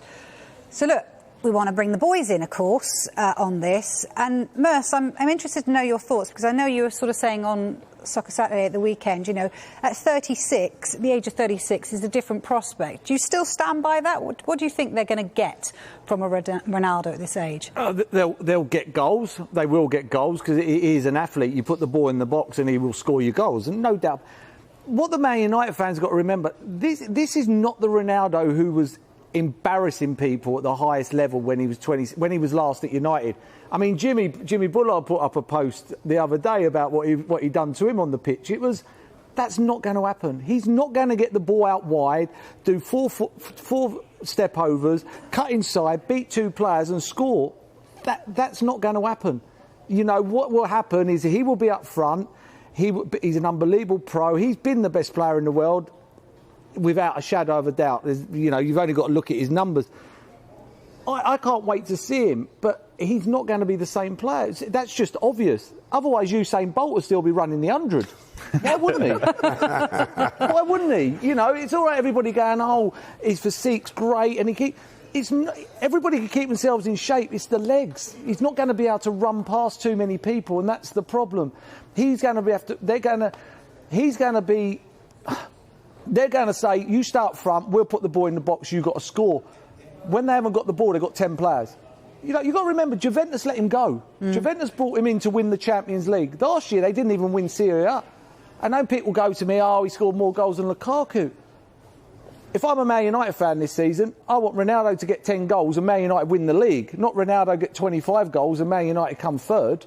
You know, you've got to put it in perspective. Lukaku got big goals in big football matches last season. That's why Inter Milan won the league. I'm a biggest fan. You know, what he's done with his career... You would never guess, would you? Never guess. I'm just trying to be realistic. You know, nobody gets better at that age. Nobody. And he set himself at that standard. Italy is not the Premier League. It's not the Premier League. Chris, do you believe that? I mean, I know at 36 you look very similar to Ronaldo. Sitting down, he does. Sitting down. Want me to get the six-pack out? You know when someone with a waistcoat is struggling. But, you know, I mean, Merce makes a good point there, but do you wholly believe that? Do you think he's going to... Merce has never made a good point. Let's don't start everybody off. Look, I think that Merce is right to an extent in terms of you're not getting the same player. That's a given. But I think when you look at Cavani, would you rather have Ronaldo in the middle than Cavani? Yes. You know, so I think that the competition for places, he's not going to go wide. He's not going to go and take on players as Merce. But I think if you put the ball in the box, you want him in there. He's shown he's arguably the greatest finisher of all time. And he's shown that, you know, as Merce said there, like the step overs and the World Cup winners, and you know not scored in the World Cup winner, but in terms of the World Cup goals, the brilliant goals and everything, he's not going to get that. But what he will get is the 2-3 yard tap-ins that Manchester United have been missing for a number of years now. So I think that for me, I think it could be a very, very good signing. But I will say, and I think Gary Neville touched on it as well, the Glaziers, whenever it's back to the wall, they will produce a signing. This is a signing. All right. OK, thanks, guys. We're going to get Sam's views in just a minute. We'll do in a bit, because you were in charge of Bolton on the day he made his debut back in 2003. We'll hear from Sam about that later on. Yeah, rather not, but we will. Where are we? 1 hour, 16 minutes and a few seconds to go till the deadline closes. It's looking like a busy end of the window for Arsenal now. They've agreed a fee of just under £20 million with Bologna for defender Takehiro Tomiyasu, who's 22 years old. He's a Japan international. He can play at right back or in central defence. And it's a deal that has opened up potential departures from the club as well, including Hector Bellerin, who's having a medical before a move to Real Betis. Betis have agreed a loan with the option to then buy. His Arsenal deal is up in 2023. But look, it appears Ainsley Maitland-Niles will be staying at Arsenal. You may remember his social media post yesterday publicly asking the club to let him leave, with the 3 crying emojis as well. Everton made a loan offer with an option to make it permanent, but he's had clear the air talks with Mikel Arteta, and he'll remain at Arsenal until January at least.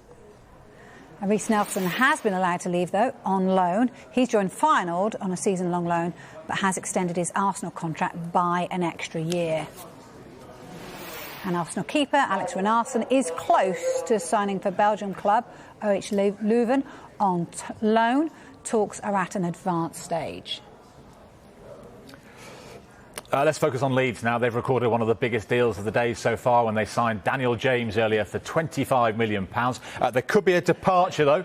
Let's head to Keith Downey, who can bring us the latest on all things Leeds. And Keith, at Adam Road, what are the details? Yeah, Jules, it looks as though Helder Costa, the Portuguese forward, could be on his way out of Leeds United on loan. They're locked in talks with Valencia about a season-long loan move, and that obviously because Daniel James arrived here earlier in the day. What a whirlwind transfer that was of Daniel James, it must be said. Only yesterday was James made aware that he was pretty much surplus to requirements at Manchester United. Certainly, I think it'd be fair to say he'd fallen down the pecking order because of the arrival of Cristiano Ronaldo. Leeds made their move, agreed a fee very promptly last night, £25 million. He travelled up here, had his medical very quickly this morning, and he's already in Helsinki. He's joined back up with the Wales squad ahead of their friendly against Finland tomorrow night. So a £25 million signing done very swiftly. It's Leeds' second biggest incoming transfer of all time. I caught up with him earlier. He was very excited, looking forward to the future here and wanting to make up for the fact that he missed out on a move here 2 years ago in the dying embers of the transfer window. So James has arrived. He's obviously gone now, but he was here at Elland Road earlier, and Helder Costa, as a result of that, looks like he's going to be allowed to be loaned out to Valencia. We'll see if that one is pushed through before the deadline tonight. OK, look, whilst we've got you, Keith, there's a transfer that won't be happening at Newcastle. What can you tell us about something that's not happening? There's not been much happening at all for Newcastle really today. It was my understanding at the start of the day that Newcastle were pretty much done for incomings. There seems to have been some conflicting information throughout the media today that Hamza Chowdhury, the Leicester City midfielder, could be on his way to Newcastle. Now listen, he is a player that Steve Bruce has liked. You may remember he tried to bring him in the January transfer window on loan and was unable to back then. It was my understanding that Newcastle could only bring a player in today if they were able to get one out. There was some chatter at one stage that Emil Kraft could be on his way to Fulham. It's my understanding he wasn't up for that move, and because of that, Newcastle have their 25-man Premier League squad intact. So that means that Hamza Chowdhury or anyone else that Steve Bruce was keen on was unable to come. So Steve Bruce will be disappointed. He would have wanted to add one or two on top of the £25 million the club have splashed out on Joe Willock. They've not been able to do that, and he'll have to make do with what he's got. OK, brilliant stuff as always. Thanks, Keith. An hour and 12 minutes to go. Wolves have desperately been trying to strengthen their attacking options today. We'll have an update next. I'm in. I'm in. We're all in to kick it out. Partnering to end racism in sport.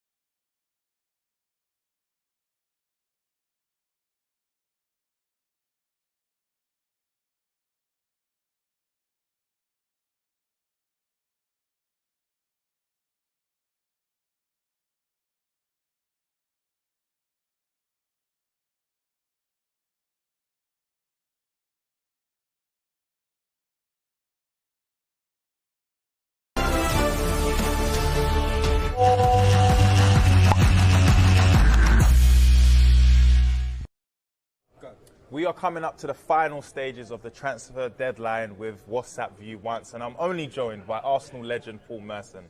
Now, listen, Paul, I don't think I'm going to make any, assumptions here. Are you happy with Arsenal's transfer window? Only time will tell. Only time will tell. I do like Ben White. I think it's not his problem. They paid a lot of money for him, but I do like him. I think he's a good player. Yeah. The goalie, I'm not sure about. Yeah, I hope I'm wrong. Yeah. But I think he's letting more goals than any other goalie in the country over the last stat to 3. Have as well. Yeah, that is a bad stat. I mean, and I'm in that, and he's letting more than me.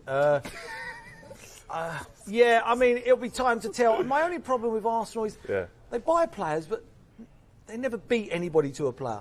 Yeah. You know, I mean, no one else is after that player, are they? It's like, the man was just telling me there about the lad from Bologna. Yeah. Now, the first thing that comes in my head is he's a right back, 23 million euros from Bologna. Why Juventus, AC Milan, Inter Milan not buying him? Lazio, and Lazio, Parma even. Roma. Yeah. You know, so for me, I don't get that. I don't get it. It's bad business. You know, all of a sudden now they've let William go. Yeah, I'm getting a lot of Please don't tell me Williams no did not get paid to leave. Well, William actually said, I'm going to sacrifice my 20 million. And that says a lot, don't you think? I mean, look, 20 million is a lot of money. I would love that clobber in my pocket. But anyway, I'm getting a lot of exclusive messages here on WhatsApp, some good, some bad, about the fact that Tomiyasu also was offered to Premier League clubs and only Arsenal took him.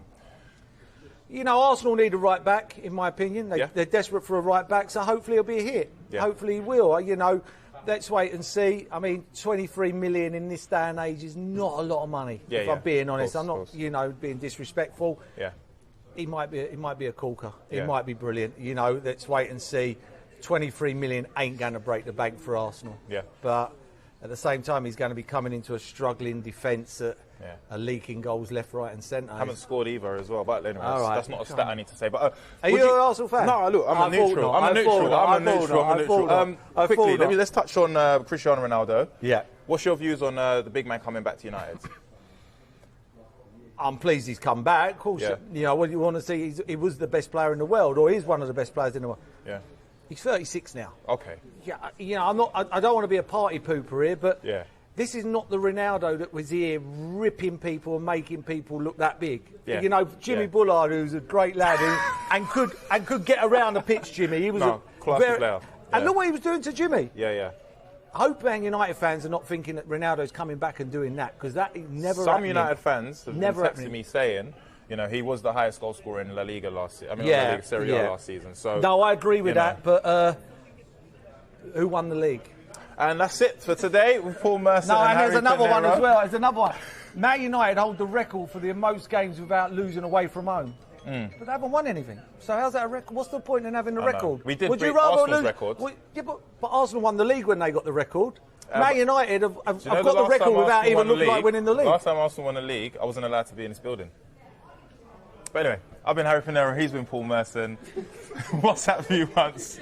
See you later, guys.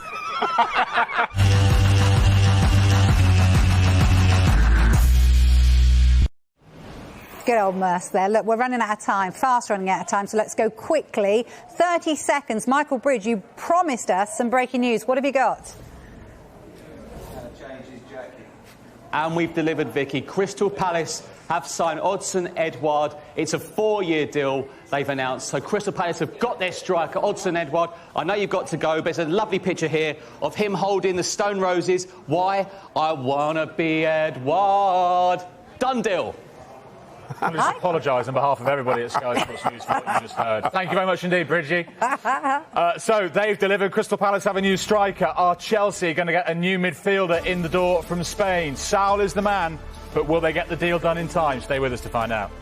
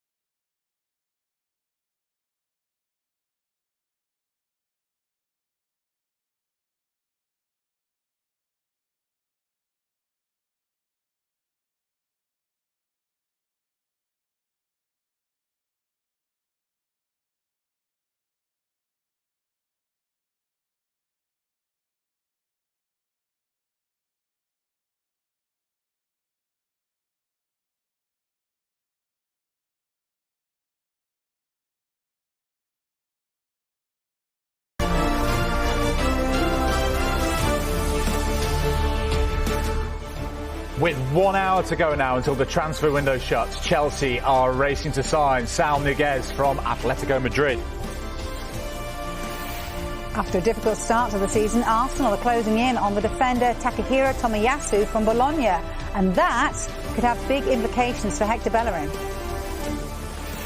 In the last few minutes, Patrick Vieira has claimed his 7th summer signing at Crystal Palace. Celtic striker Odsonne Edouard has signed a 4-year deal. Everton close to signing former Newcastle and West Brom striker Salomon Rondon, but will there be any further additions before the deadline? And Antoine Griezmann is returning to Atletico Madrid after they agree an initial loan deal with Barcelona with an obligation to then buy him for £34.4 million. Good evening. Welcome along to Sky Sports News as the clock ticks down to 11 o'clock. Less than an hour to go now. Stay with us for every deal as it happens. Yeah, please do, because we've also got the full story of one of the most incredible stories of any deadline day, as PSG reject a near world record bid from Real Madrid for Kylian Mbappe. Instead, he'll walk away on a free transfer. Plus, Cristiano Ronaldo is back in the red of Manchester United as he dedicates his return to Sir Alex Ferguson. But will he reclaim the famous number 7 shirt? And Tottenham signed defender Emerson Royal from Barcelona for €30 million, while Harry Kane breaks his silence on the big move that didn't happen. OK, so 57 minutes left of this deadline day. Let's start with Chelsea and Kaveh Solokol, because are they going to bring in a new midfielder? Well, look, Chelsea have agreed a deal to sign Saul Niguez on loan from Atletico Madrid, but time is running out to get all the paperwork done. The player, Chelsea and Atletico are all in agreement. Everybody's working hard to get this deal done in the next 57 minutes. Chelsea are going to pay €4 million as a loan fee, and then they've got this option to sign him permanently next summer for €35 million. I'm told the player is not flying to London tonight. He's in Madrid. The deal can be done in Madrid.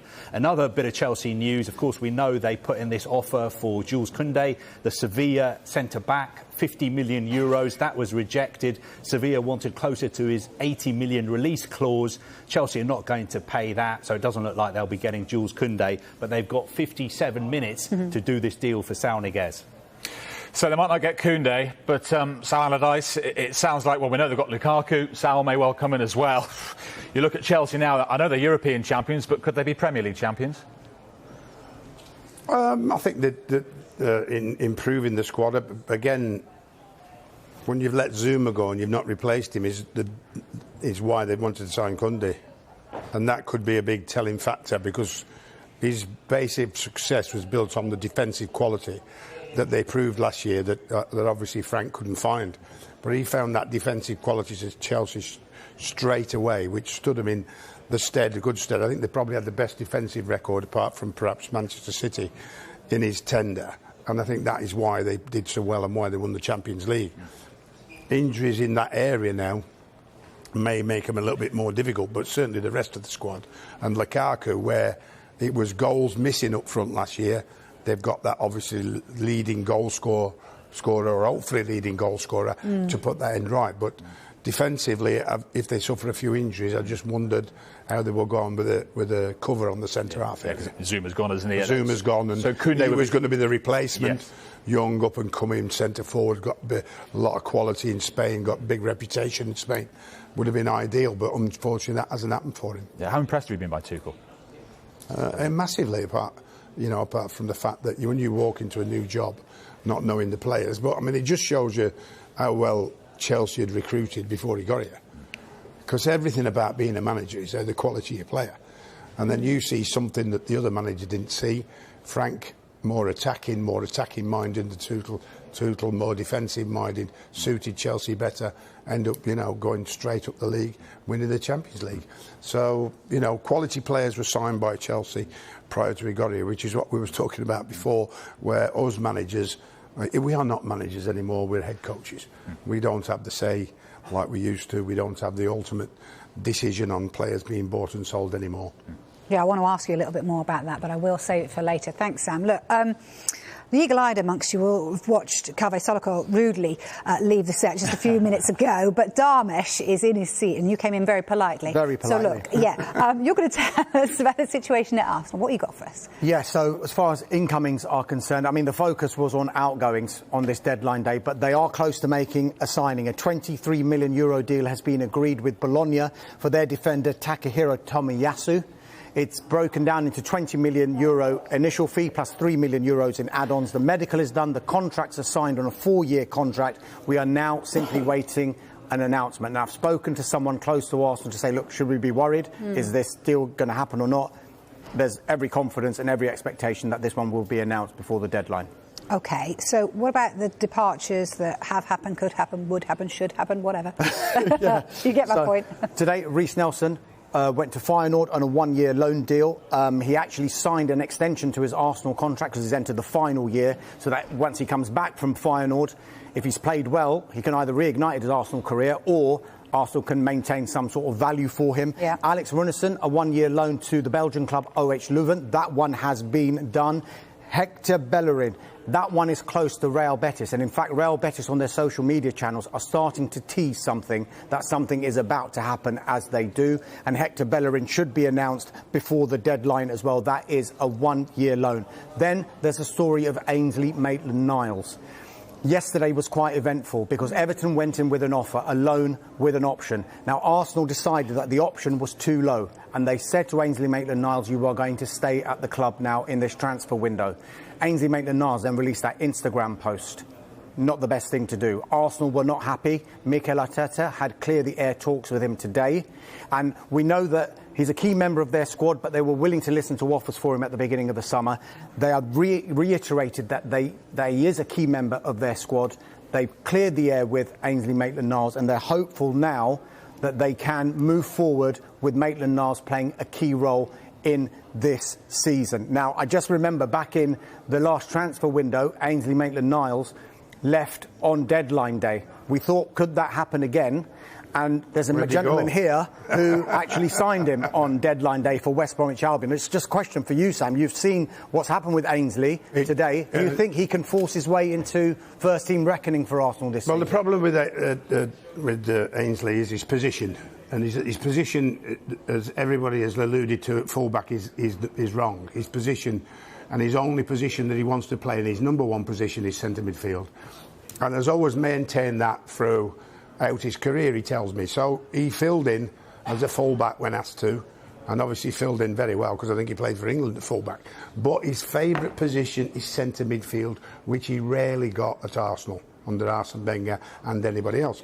The reason he came to West Brom, which he forced through, by the way, Edu and Mikel Arteta didn't want him to come, was the fact that I spoke to him and said, you will play midfield. You will play midfield through every game that you fit, as long as you play well, as long as you warrant your place. So he came to West Brom, and I was surprised we got him on the last day. It had been going on for 3 weeks this way, though. It started 3 weeks before that, and it was in the end, it was him convincing Edu and Mikel Arteta that he wanted to join West Brom. They didn't want him to come. He did. He finally got his own way. I was very grateful for that because that wouldn't normally happen.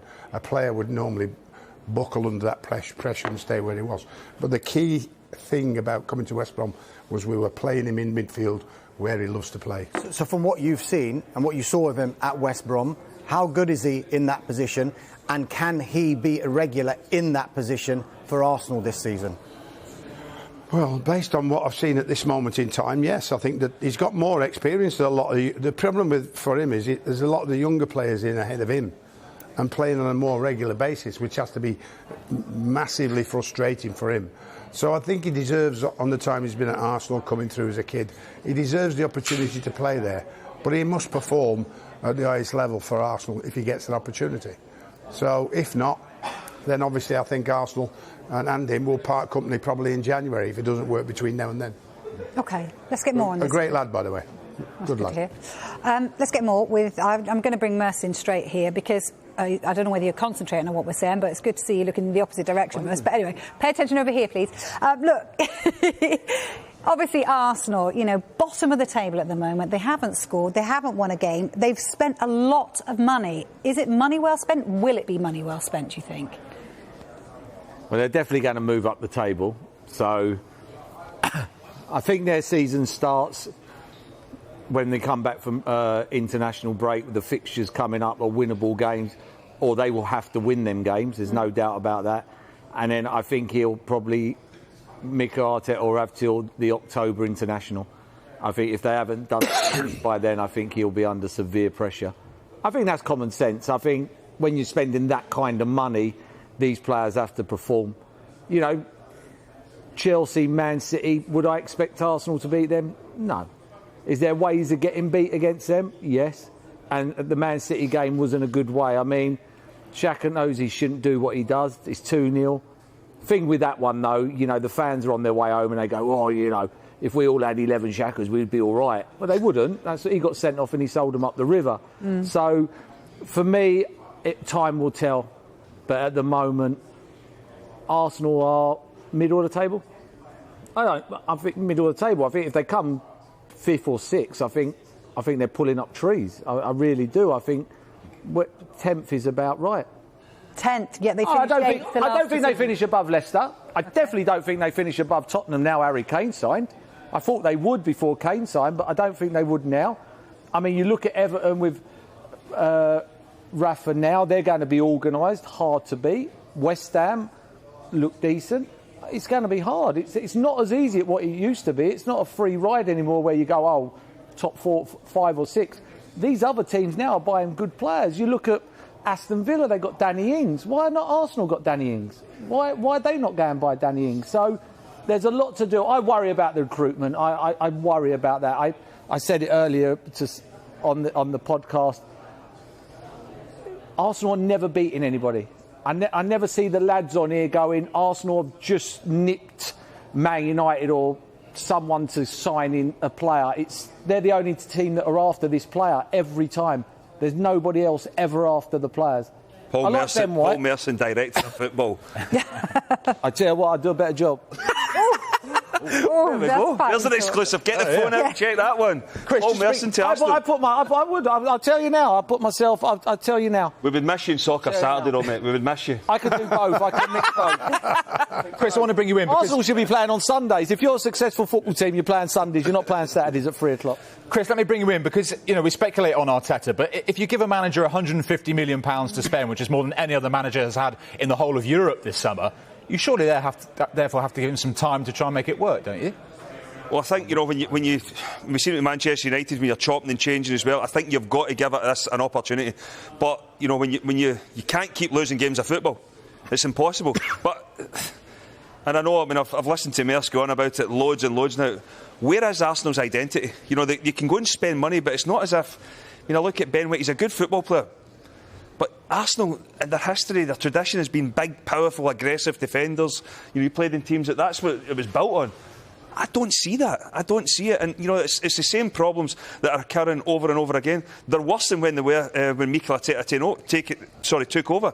Because I think a lot of people gave them credit in terms of the way they didn't go toe-to-toe with the big ones. They won the FA Cup. They didn't go toe-to-toe with them. And, the old Arsenal way will just attack.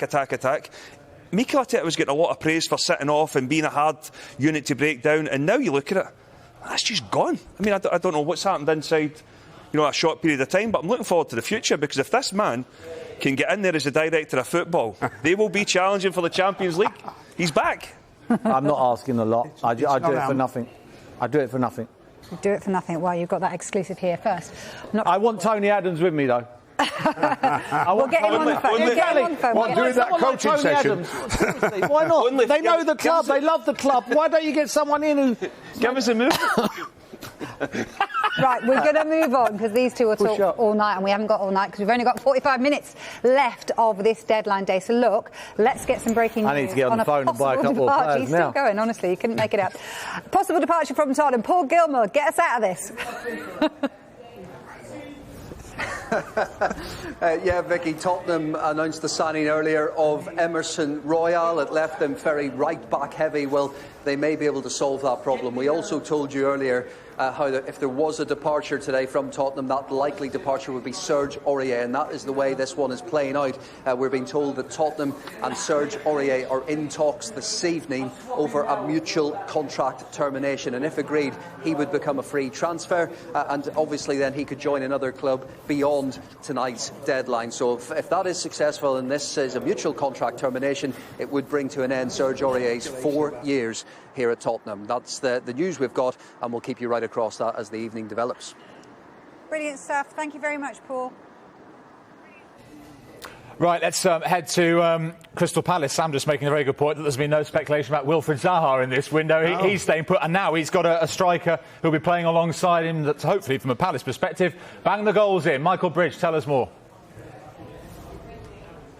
Yes, Sam is absolutely right, Jules. It's been a good window for Crystal Palace. We've said for the last few days that the striker today is the priority, and Odsonne Edouard is that striker who's coming. And everyone's wondering, why has it taken so long? Well, you wait till you see Crystal Palace's announcement video.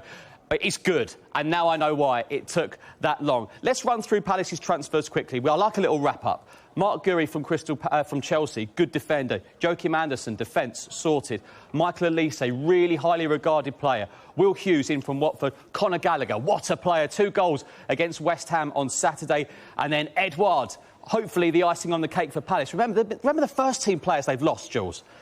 Townsend, Sacco, Gary Cahill, Scott Dan, James McCarthy, Conor Wickham, and my old mate Patrick Van Aanholt. So it's pretty much a new team. Wow, a lot of players have gone out, but Patrick Vieira will be delighted he's got Edouard and Zaha. As you've mentioned, he's staying. I didn't mention Zaha once this summer. Good day for Palace. Yeah, plenty of incomings, quite a few outgoings at Palace, lots of experience gone through the door, but we'll see what happens. Michael, thank you very much indeed, and let's just bring you some reaction from inside Crystal Palace, because Steve Parish has put this out on social media just a few moments ago. He said, nice to be able to welcome Odsonne Edouard from Celtic in person. There we are, a handshake as he completed that deal. The last of some great additions this summer is the way that Parish puts it. Thanks to everyone involved at Palace for their hard work. A short break, then looking forward to seeing them all in action.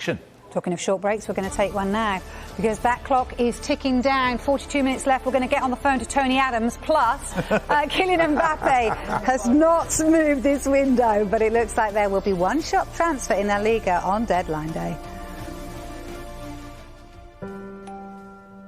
I'm in. I'm in. I'm in. We're all in to kick it out. Partnering to end racism in sport.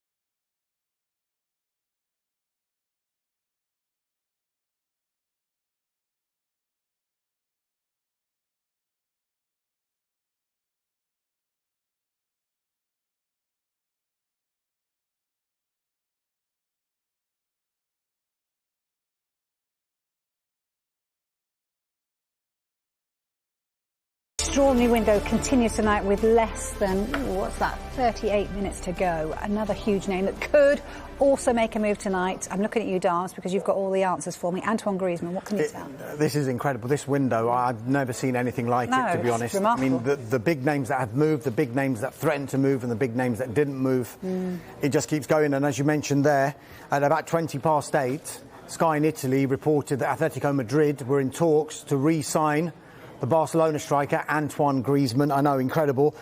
We were reporting that on the transfer show.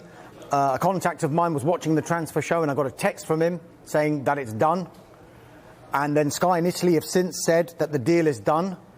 We're still waiting for official confirmation. A loan plus an obligation. The obligation is at €40 million for Antoine Griezmann. The contact of mine also said that Barcelona's #1 target is Sevilla striker Luuk de Jong, and he said that that is 99% done. And since then, Sky in Italy have said that they are working on a deal to sign Luuk de Jong from Sevilla. I think this highlights in particular Barcelona's finances. Messi, they couldn't afford his wages. Griezmann, he's on high wages. They're trying to offload him as well. Gerard Piqué as well. He took a pay cut. And I think that just illustrates the situation that Barcelona find themselves in, from the fans looking forward to a season where Messi, Griezmann and Depay were going to be playing together. It could potentially be Luuk de Jong and Braithwaite up front for them this season. It's amazing. Sam, what do you make of this deal? I mean, Antoine Griezmann.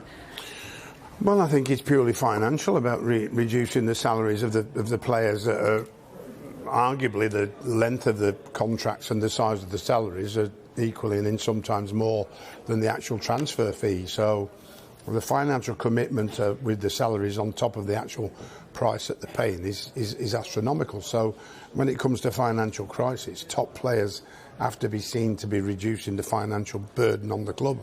Doesn't please the fans, doesn't please anybody at Barcelona, of course, but a responsibility on the football director, the director of football, under enormous pressure from the fans. To still deliver Barcelona's results and the quality of football they like, but it's going to be a transitional period for them now.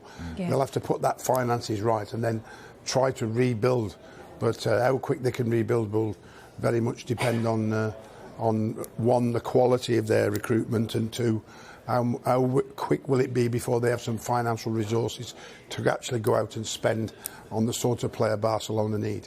What would you be feeling if you were Ronald Koeman right now? Not very good, because he'll carry the can. Yeah. Because when the results don't come, and it will be no fault of his own, as hard as Ronald will try, as much as he will give to try and get Barcelona's results, if they fail, then the fans will turn on him. And when they turn on you over there in Real Madrid or in Barcelona, then you're normally the first out the door, unfortunately. Sam, thanks for now. Just quick line, staying in Spain, by the way, it looks like Hector Bellerin's move to Real Betis is effectively done. It's not been confirmed, but Betis have tweeted in the last few minutes one of these cryptic pictures, but there is Bellerin in a zip-up green Betis top, so it's effectively... I say cryptic, yeah, it's not cryptic, it's pretty blatant, isn't it? But they haven't yet confirmed it, but I think any moment now will be confirming that he has left Arsenal and has returned to Spain. From Arsenal to Wolves, the last time we spoke to Anton Tolui, he told us Wolves were in talks to sign two players, but I think a bit's changed since then. What are the latest developments, Anton? Absolutely, Jules. Wolves were hoping to bring in Kiefer Moore from Cardiff and Boubacar Kamara from Marseille. Both deals, though, are off. Now, Wolves didn't want to meet Cardiff's £12 million valuation of Kiefer Moore, so that deal was off pretty quickly. Boubacar Kamara also valued at around £12 million by Marseille, but he's a future free agent. They can talk to him for free in January, so again, Wolves pulling out of that one quite late on. They also tried to get a deal over the line for Renato Sanchez earlier in the day from Lille, but again, they couldn't agree a loan deal for that one. The interesting thing is, though, they are keeping Adama Traore, despite heavy interest from Tottenham, but I'm told the maximum Tottenham Hotspur bid for Traore was £30 million, £20 million short of Wolves' valuation. Now Adama Traore will stay a Wolves player. Wolves hope to persuade him to sign a new contract and start talks with him soon. That is all up to the player, of course, whether he wants to commit his long-term future to the club, but his short-term future is at Wolves. He remains a Wolverhampton Wanderers player. He is assistant goalie. Thank you, Anton. Goodness me, we expected this one to be a very quiet window, but it's been anything but. That clock is ticking behind us. As you can see now, 33 minutes left, and so many clubs still with plenty of business to do. So stay with us, because we will guide you through, right through to deadline.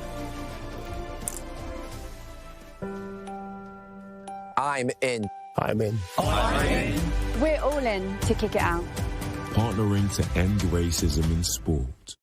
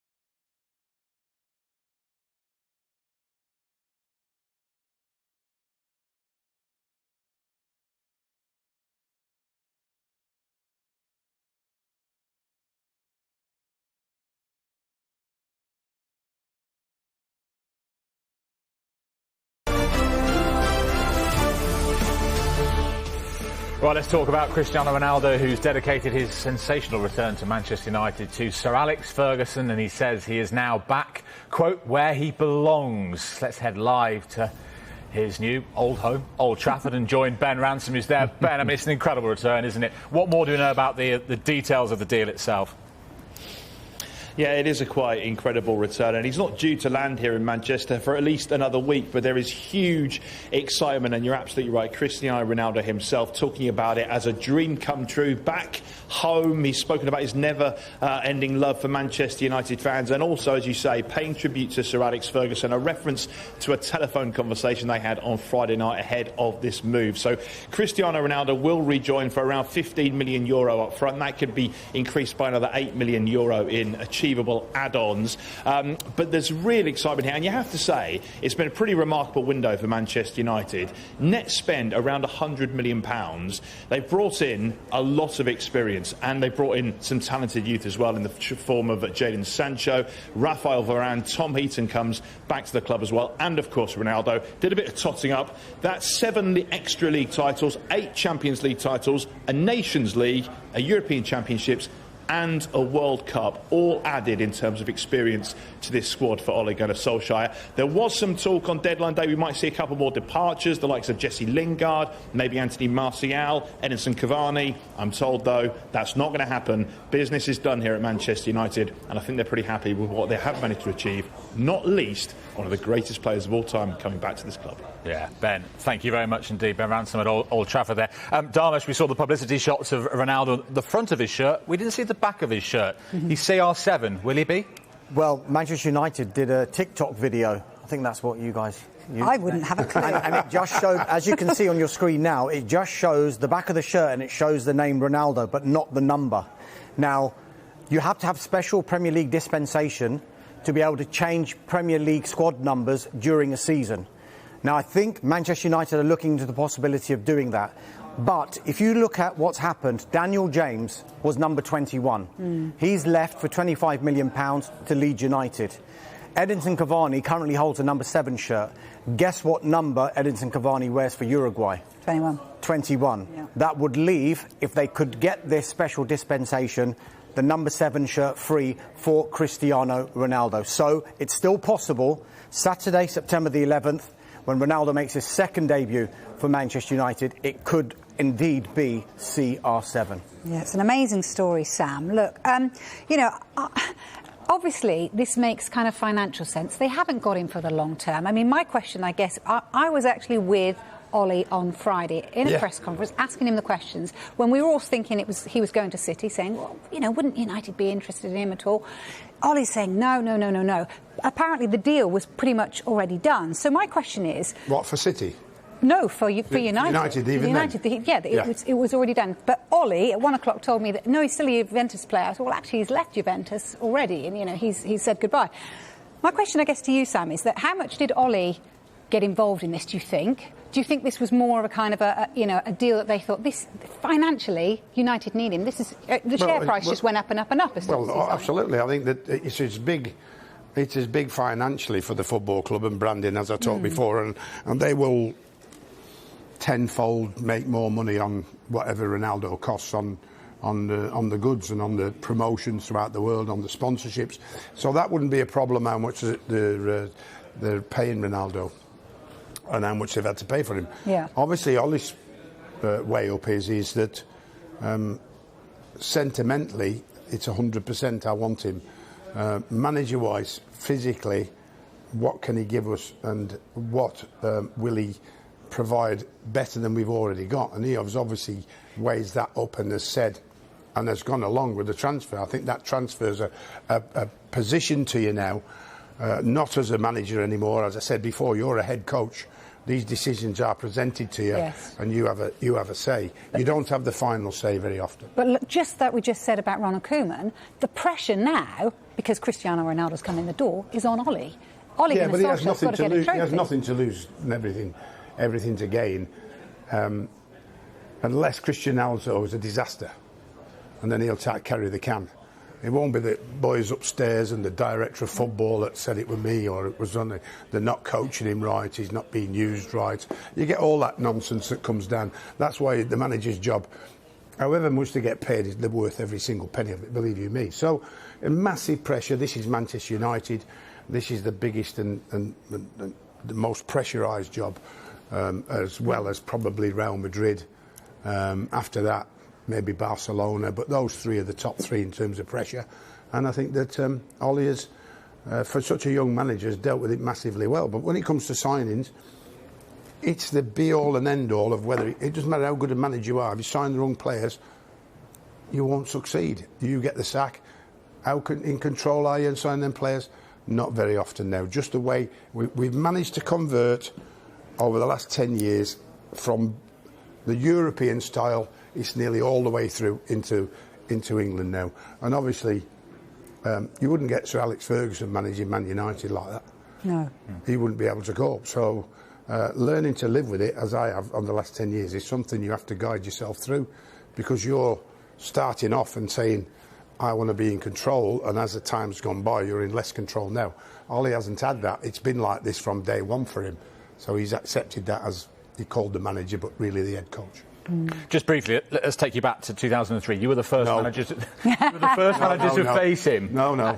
With Bolton. Yes. The stepovers, young Ronaldo. Yeah. What are your standout memories of Came facing on a sub, and I had a cup of tea with Sir Alex before the game in his office, and he goes, "Hey Sam, this lad here, he's good, you know."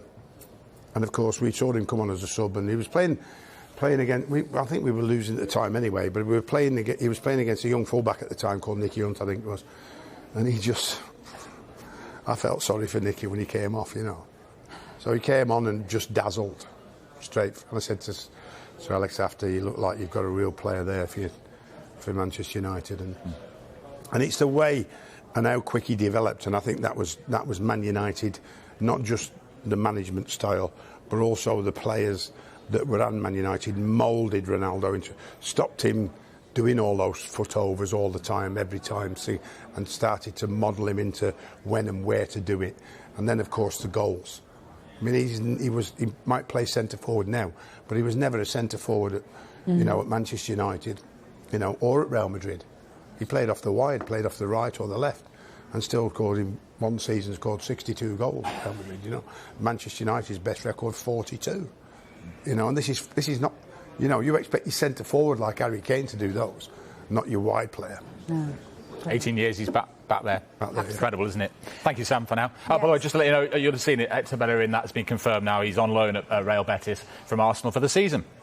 OK, just under 22 minutes left of this window. We're still waiting for confirmation of Rafa Benitez's reunion with Solomon Rondon. Vinny O'Connor is at Everton's training. What have you got for us, Vinny?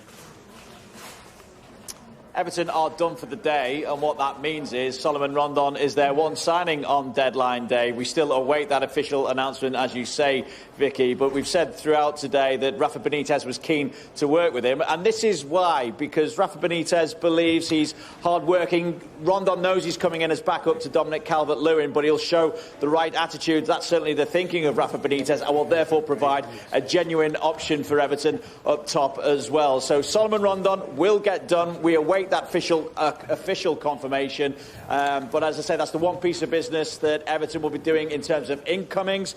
We know that they were looking to bring in a right back. We know about the link with Ainsley Maitland-Niles. That, of course, didn't come off. We know as well about another potential attacking option in Luis Diaz from Porto, but the fact that they weren't able to cut a deal, what that also means is that James Rodriguez will be staying, and of course Evertonians will finally get to see him live at Goodison Park, at least at some point this season. Brilliant. Thank you very much, Vinny. Right, 20 minutes just over to go. Brighton have signed a former Barcelona player today. Their business didn't end there either. Gail Davis can wrap up the details for us. Hi, Gail.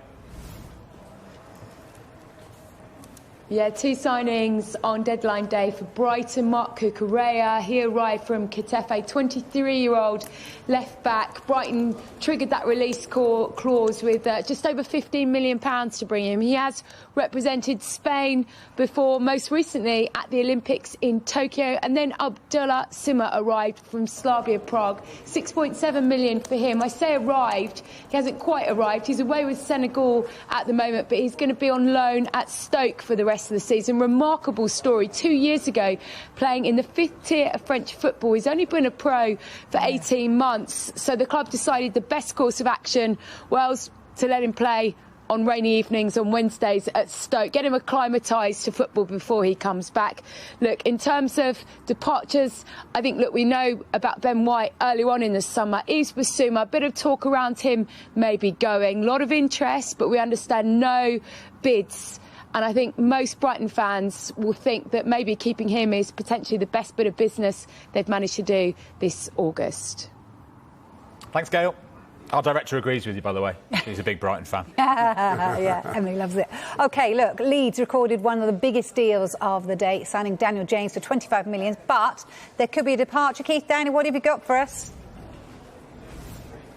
Yeah, Vicky, one in, one almost out as far as Leeds are concerned this transfer deadline day. It's the Portuguese winger Helder Costa who is close to a loan move to Valencia. I do expect that one to go through shortly. The recruitment team here at Ellen Road still working away furiously behind the scenes to try and push that one through. But you mentioned Daniel James, and it was the biggest transfer probably today. I think you might be able to correct me on that, but £25 million Leeds splashed out for the Manchester United winger, a long-term target of Marcelo Bielsa. He's been desperate to sign him for the best part of 3 years now. He finally got his man after making a late move for him last night. £25 million, 5-year contract. He can't wait to get started here. Bielsa can't wait to start working with him. So James in, it looks like Costa could be a late one going out. Thanks, Keith. Keith, thanks very much indeed. Right, so where are we? 18 minutes exactly to go till the window shuts. Chelsea are in a race against time to bring in this man, Saúl Ñíguez, the Atletico Madrid midfielder. Will he get in on loan on time? We'll know in 18 minutes from now. We're all in. We're all in to kick it out.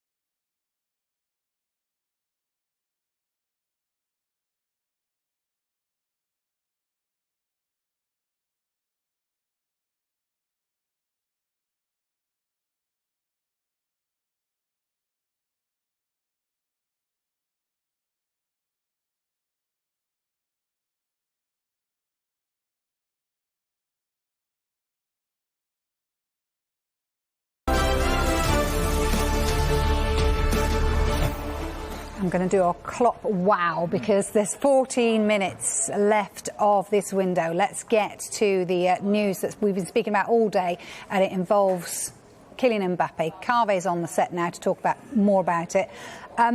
Just remind us of what's happened today and how this deal has developed or not developed. Well, look, basically, we had the extraordinary situation where Real Madrid made this offer, €170 million plus 10 in add-ons, and they gave PSG a deadline of 5 p.m. yesterday to accept or reject the offer. PSG didn't stick to that deadline, didn't respond to them. Real Madrid walked away last night. Now, I was told that the Real Madrid president would sleep on it. There was a chance that they would go back in this morning, and they did go back in today. Some of the main players in the deal flew to Paris to try and get it done, and I was told that Real Madrid were prepared to pay more than €220 million for Kylian Mbappe today. Almost a world record fee. The world record is £198 million for Neymar, but PSG would not sell him. And at about 6 o'clock this evening, Real Madrid thought, you know what, we've had enough. PSG are dragging their feet. They're not negotiating with us properly. We're walking away. The deal is off. We will try and sign Mbappe on a pre-contract agreement in January because we know we can get him for nothing in the summer. Obviously, that's a risk now because other clubs could come in for him as well. But extraordinary situation where we have had PSG effectively turn down almost £200 million for a player who's out of contract next summer. OK, look, I want to get Chris Boyd's thoughts on this. Chris, you know, this is a remarkable situation of a player that's kind of said he wants to go and has been stopped by a team that basically said we can afford to lose £180 million. What are your thoughts? What was more ridiculous, to be fair? Real Madrid offering the £200 million for somebody that's out of contract next year, or you know, they're knocking it back. But it just shows you that PSG, they've got deeper pockets than Merce. But, you know, but you know, I think that they're obsessed. They're obsessed. They want to win the Champions League, and if they're going to do that, they're going to have to keep Mbappe. We were actually just speaking about it there. When you watch the game the other night, there, Neymar looks as if he's off it. Messi's obviously still world class, but he's going to take a little bit of time to get up to speed. And Mbappe is their main threat, and without him, you know, I don't think they'll have a chance of winning that Champions League. So you can understand when money's no object to them why they want to keep him. How worrying is it, though, Paul? Because this all trickles down, you know, to the lower leagues. The fact that this is a team that's saying, you know, how worried should we be that a team can refuse this sort of money, you know, and that doesn't affect them? Because it does affect the rest of the teams, you know, lower down. I mean, at the end of the day, they want to win the Champions League. I mean, it's the be and an end all for PSG, and that's a prime statement. To turn down that kind of money, the only reason they're turning that down is to win the Champions League this year. And without Mbappe, they are not winning the Champions League this year. I mean, with him, they might not win it, but they definitely got a chance. I watched them the other night, and he has to be there. And they've just said, you can have him next season. If we win the Champions League this year, we'll be more than grateful to give him away for nothing. He'd have done his job. But for me, I'm a massive fan of his. He is. For me, I think he's going to be the best player in the world by distance. Yeah, you wonder, Sam, whether anyone in the Premier League could grab him, you know, potentially. I mean, he seems to have had his heart set, and I keep teasing Carve this week, you know, he's got his heart set on Real Madrid, but could you see him at a team in the Premier League?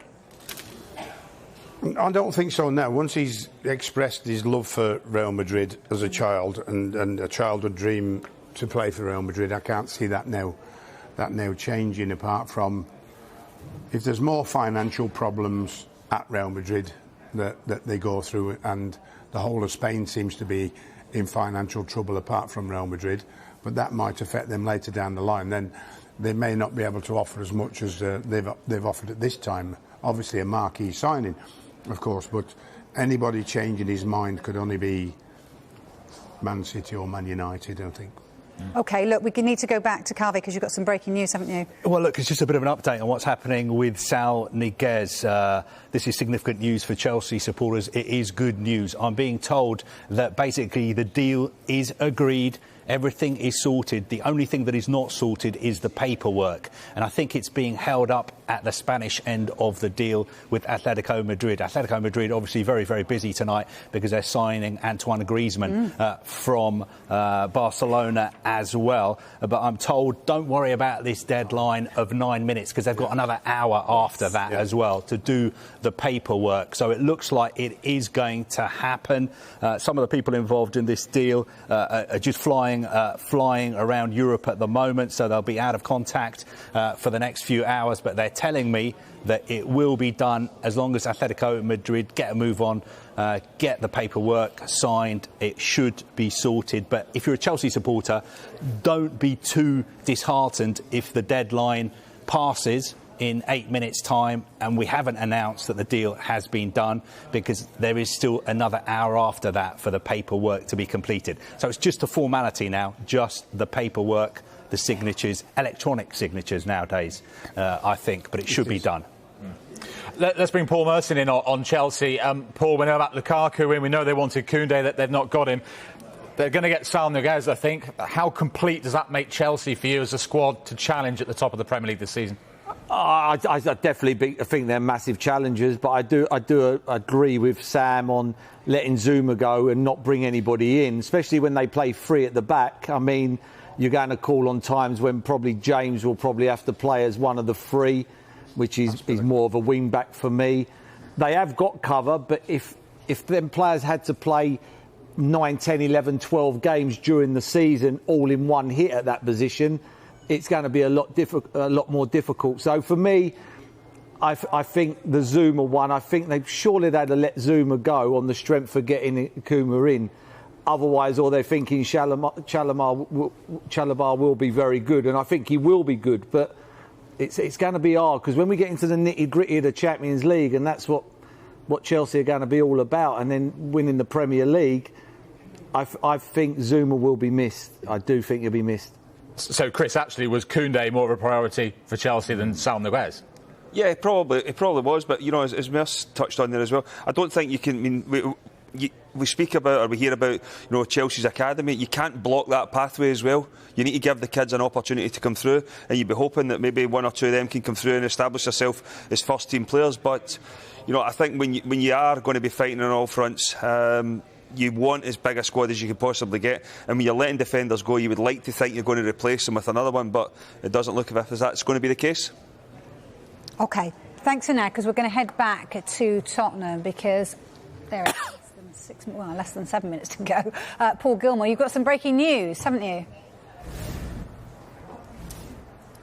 I do, yes. Serge Aurier's 4-year spell at Tottenham has come to an end. Tottenham announced a short time ago the conclusion of those talks earlier this evening have ended with a mutual termination of his contract. Serge Aurier says, I have really enjoyed my time at Spurs and would like to thank the club and the fans, but I feel now is the right time for me to move on to a new challenge. We are told he had interest from the likes of Betis, Spartak Moscow and Genoa, but he feels he should be playing at a higher level. He is a free transfer officially now, so he can negotiate beyond this deadline. So he is available, 28 years of age. He will be remembered by Tottenham fans scoring at Old Trafford in the 6-1 victory. But there are also some hairy moments as well, the sending off at West Ham, a couple of penalty incidents where he gave away penalties, but it was certainly a lively spell. He always seemed to be one of the characters in the changing room, but it feeds into this wider thing that Tottenham are just trying to move on the players that they feel are no longer part of the project that gets them back to a level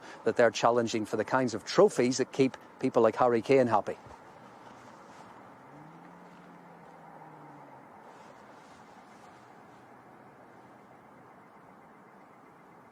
A departure from Tottenham, thank you, Paul, but an arrival at Arsenal this evening. Confirmation, as you'll have seen on your screen, that Takehiro Tomiyasu, the Japan international defender, has joined Arsenal from Bologna. 22-year-old can play at right back or centre back. They've brought in Ben White as well, of course, Sam. They've conceded 9 goals in their first 3 Premier League games. How pressing was their need for defensive reinforcement? Well, defensive reinforcements are fine, but I still go back to basic defending, and basic defending comes through continuous practice, repetitive practice, which can be pretty boring for professionals, and certainly today it doesn't appear that coaches or young coaches actually want to focus on that as much as they possibly should. And then you see the sort of mistakes that defenders are making today, and of course the lack of quality defenders, as far as I'm concerned, has been more around the fact of they haven't focused on the strengths defensively, but focused on their playing ability on playing out at the back. And that is hugely, hugely dangerous, because, as I've said before, the best teams are the ones with the best defensive records.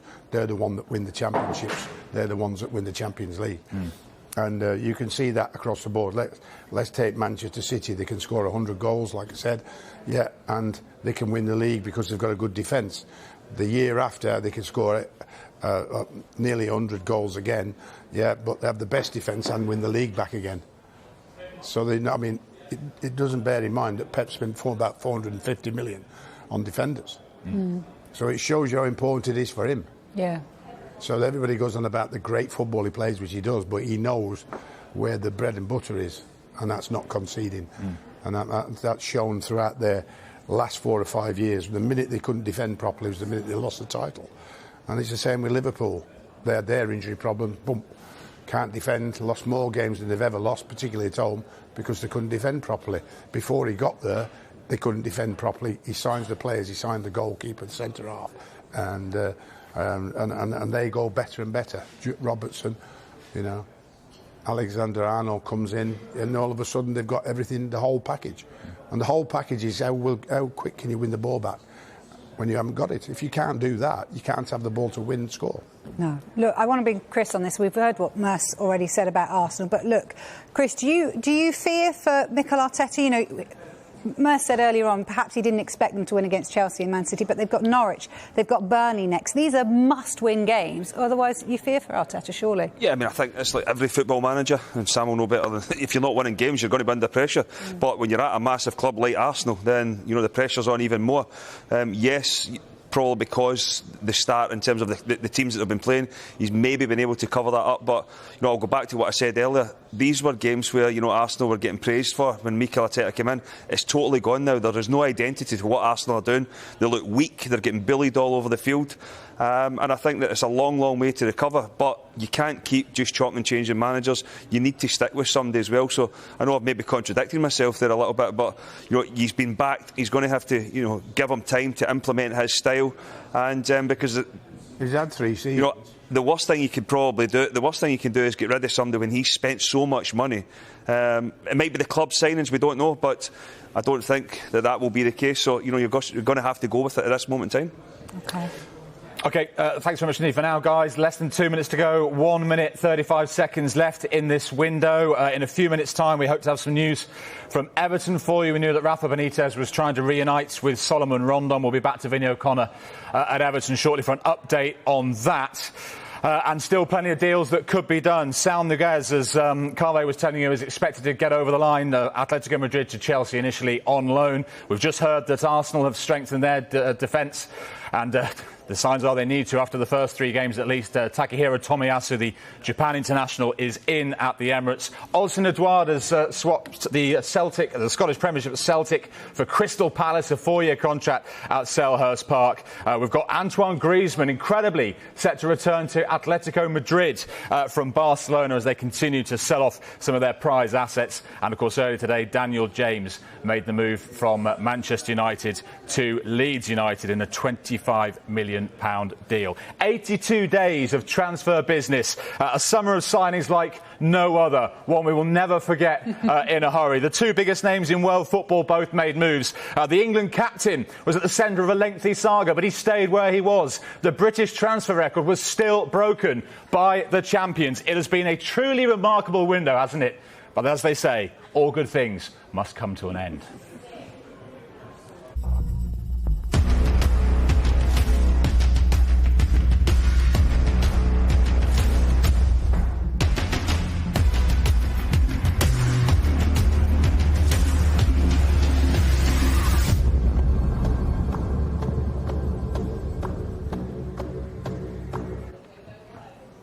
OK, so it is shut, Sam. So, first question, who's done the best business, do you think, this window?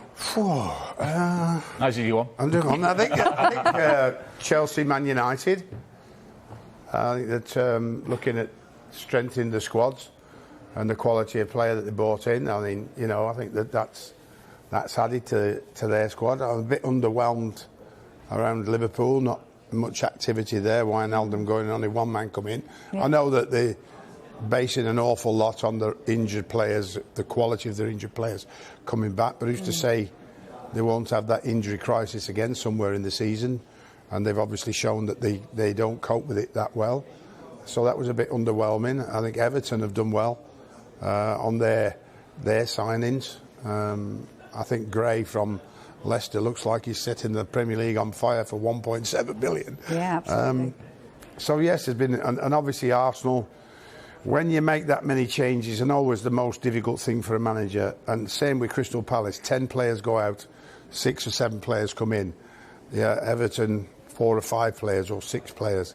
When it gets to 8, 9 or 10, massively difficult job as a manager to find out the personality, to find out the quality, to find out who they're playing with, what the strengths and weaknesses are, and then the players themselves integrating into those strengths and weaknesses. And you don't have a lot of time, as you know. And about results keep you in a job. No matter who you are, if you don't get results, you lose your job, eventually. Eventually. OK, we're going to get more from you very shortly because, as we said, the window is now shut, but deals are just sneaking over the line. Everton have got one over the line. Vinny O'Connor has got the details. Yes, Everton confirming Solomon Rondon bang on 11 o'clock with a simple message on their Twitter feed. Welcome to Everton, Solomon Rondon, and they've now released a statement as well to confirm the signing. Solomon Rondon has completed a transfer deadline day move to Everton from Chinese club Dalian Professional on a free transfer, signing a 2-year contract with the option for a 3rd season as well. And there are quotes from Solomon Rondon where he says, "I'm really glad to be back in the Premier League. It's a competition I enjoyed playing in and where I felt the fan support in every game. Defending the colours of a club with a history as rich as Everton's fills me with pride. I can't wait to pull on the shirt and be reunited with Rafa Benitez, a coach who has changed the way I understand the game. I'm really grateful for the faith he's shown in me." That's the one piece of business Everton have in terms of incomings. Of course, Niels Nkunku went out on loan, but more importantly, of course, Moise Kean has gone out on a 2-year loan to Juventus with an obligation to buy, and that is why Solomon Rondon has been brought in for that greater competition for places up front. He comes in as backup to Dominic Calvert-Lewin, and Rafa Benitez happy to have him because he knows about his work ethic and he knows that he will provide a decent option for Everton moving forward this season. Brilliant stuff. A very long day for you, Vinny. Thank you so much. Well, let's talk about Everton, shall we? Sam's already mentioned he thinks they've had a pretty good window. Let's bring in Chris and Paul. Merce, I'll start with you. A very different approach that Benitez has had to take in the market compared to his predecessors. He's not had the money to spend that some of them had. What, 1.7 million for Andre Gray? The rest, free transfers. How do you think he's done? He's brought in hard-working lads who are going to play the way he wants to play. He's brought in Gray, who will work up and down the wing. Townsend's an honest player. I mean, he'll work his socks off for the team. He'll put crosses in the box for Calvert-Lewin. And I just think, you know, Rondon, he's worked with Rondon. I mean, if Calvert-Lewin's not fit, he's a like for like. They're going to get the ball in the box, play with wingers, get it down the wing, put it in the box for them players. And that's what he's going to want to do. You know, they're hard-working players. They're players that he's brought in where you pick the team, you tell the players what to do, and you sit on the bench and you don't have to get up again. You don't have to be sitting on the edge, getting up every 2 minutes, going to that player, get back. They're good professionals. They know their position inside out. And I think they're good signings. How far they can take them, I don't know. I mean, they top eight, and hopefully get a good cup run. That's what Everton want, you know. And, yeah, honest players, good signings, with no money to spend. You know, they're not going to be buying 80, 90 million pound players. They haven't got that money. I think I said Andre Gray. He's gone to QPR. Oh, yeah. Damari, of course, didn't I? No, I knew you. I knew you meant. Chris, I mean, the one thing is, from what we know now, as far as we're aware, James Rodriguez is still at the club. What do you think is going to happen there? Yeah, it's a bit of a strange one, but he's obviously going to have to stay now till January at least. I don't like the way he's went about it. The whole, you know, since Rafa Benitez is taken over, it's pretty poor that somebody. I mean, I think if you're at a football club, go and give your all for the club, and you know, go onto social media and doing the things he's done. It's not right. It doesn't really sit right with me either, and I'm sure.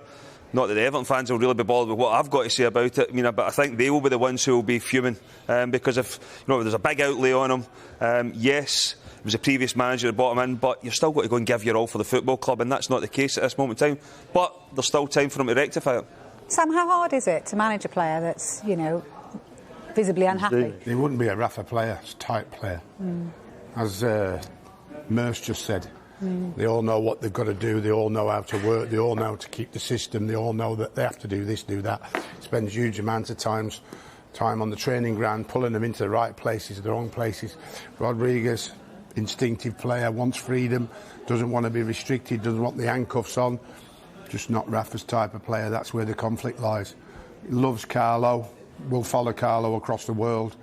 He must have been hoping that Carlo may have tried to take him back on loan to Real Madrid, but obviously that has happened. So it's a big problem for Everton with their outlay, big problem for Rafa, and a big problem for him, because there's, the only person in the end that will lose will be Rodriguez, because who will want him in the end if he doesn't turn out and give 100% for Everton?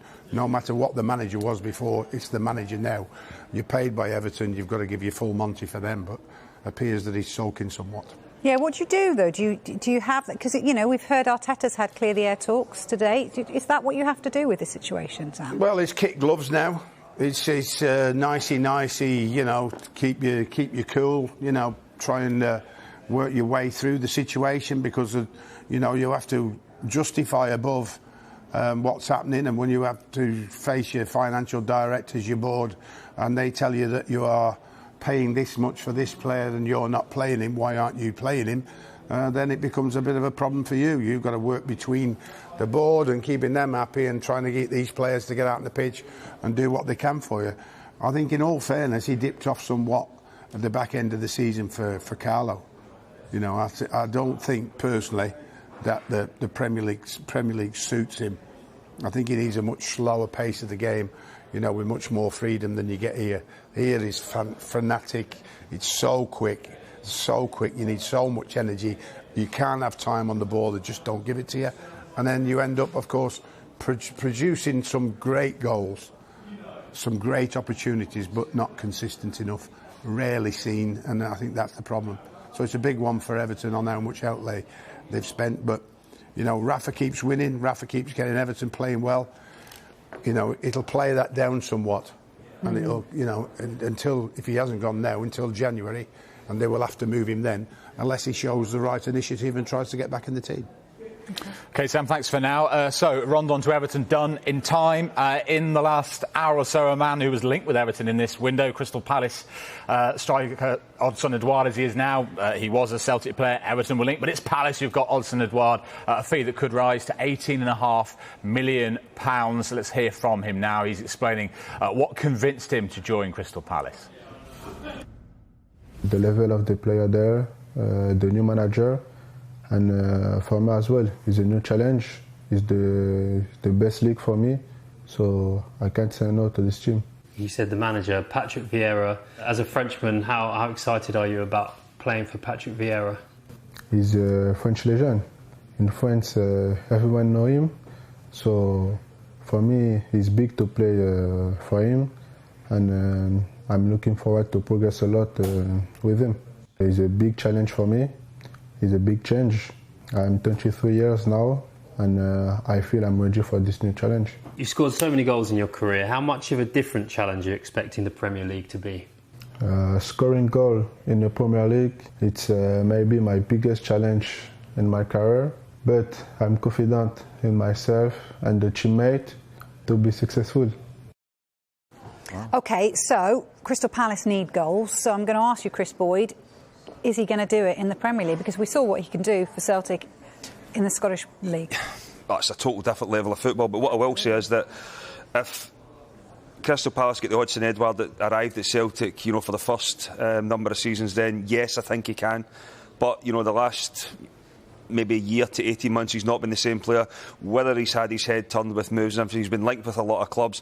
It's not came to fruition, but this one's went through. And to be fair, I just hope that he goes and does it, because he has been a star in Scottish football. And it would be, when somebody's leaving to come down, that you want him to come and do well. And I think if he gets the right service, he's definitely got the talent to score goals. But again, it's all down to goal scorers. They need their teammates to create. They need players to create the opportunities for them. Will he take the opportunities? Yes. But, I think when you look at Crystal Palace, we all expected them to be struggling this season. So, I don't expect him to go and get 15, 20 goals, but he can definitely get, maybe between 10 towards 15. Yeah, I mean, they did struggle. It's your former club, Sam. They did struggle, didn't they? But they got a really well-deserved draw against a really good West Ham. You know, if you look at what Patrick Vieira is trying to do there, you know, there were concerns, I guess, going into that game. But you know, they've lost an awful lot of experience. Jeremy McAnuff yesterday was telling me they need more experienced players. What do you make of their business then? Well, I mean, you know, I had Conor Gallagher last year at West Brom, so I was absolutely delighted to see his performance for Crystal Palace and his 2 goals, which were very, very good.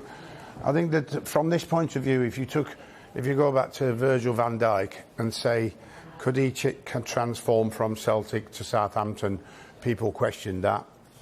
He went from Celtic to Southampton and got better. Then he transformed to Liverpool and everybody went, phew, that's a lot of money for him, 70 million. And then he went and transformed yet again. So he went from Celtic to Southampton, Southampton to Liverpool, and made himself, along with the rest of the players he played with, a world-class player. He wasn't a world-class player at Celtic. He was a very good Premier League player at Southampton, and he was a world-class centre-half at Liverpool. And that's the type of attitude this lad will have to take. He's got the challenge of Crystal Palace. He's got the challenge of scoring goals at a higher level. And as long as he doesn't rest on his laurels and he dedicates himself more, he trains harder, he trains and gets coached more and practices more and more and more, and not rest on the fact, I've got a bigger contract, I've got a better opportunity, I've finally made it, and it goes, oh, then that would be a disaster. And I think that's the 2 types of character you try and have to weigh up when you're signing them. You sit down with him, you look at him eye to eye, and you go, is he really going to take it up? Is he really going to improve himself? Because every new contract and every improvement in salary, I say to a player, you must play better now. You've got to play better to justify what you want. You've worked so hard to get it. You've caused enough trouble trying to get it. We give it to you. Now you have to play a lot better than you did before. And that's the challenge. And you must keep on at them. And you must demand, when they come to the club, that you get the best out of them and try and improve them as a player from where they come from. Wise words. I like it a lot. Very wise words, of course. Just a quick deal, by the way. A player that was at Everton last season, Robin Olsen, the goalkeeper, has joined Sheffield United. They've made a number of signings to try and strengthen their cause in the Championship here. He has joined them on a season-long loan. The goalkeeper, Robin Olsen, is now a Sheffield United player. It's been a window where we needed to expect the unexpected, really, and we've seen a lot of reunions and players returning to former clubs. Ronaldo to Manchester United. We've seen Solomon Rondon reunited with Rafa Benitez tonight. And could it be that we're going to see Antoine Griezmann return to his former home of Atletico Madrid? An incredible story tonight. He's all set to leave Barcelona and head back to Atletico. We're keeping a close eye on that and more deals, which will probably still be announced, even though the window has officially closed. I'm in. I'm in. We're all in to kick it out. Partnering to end racism in sport.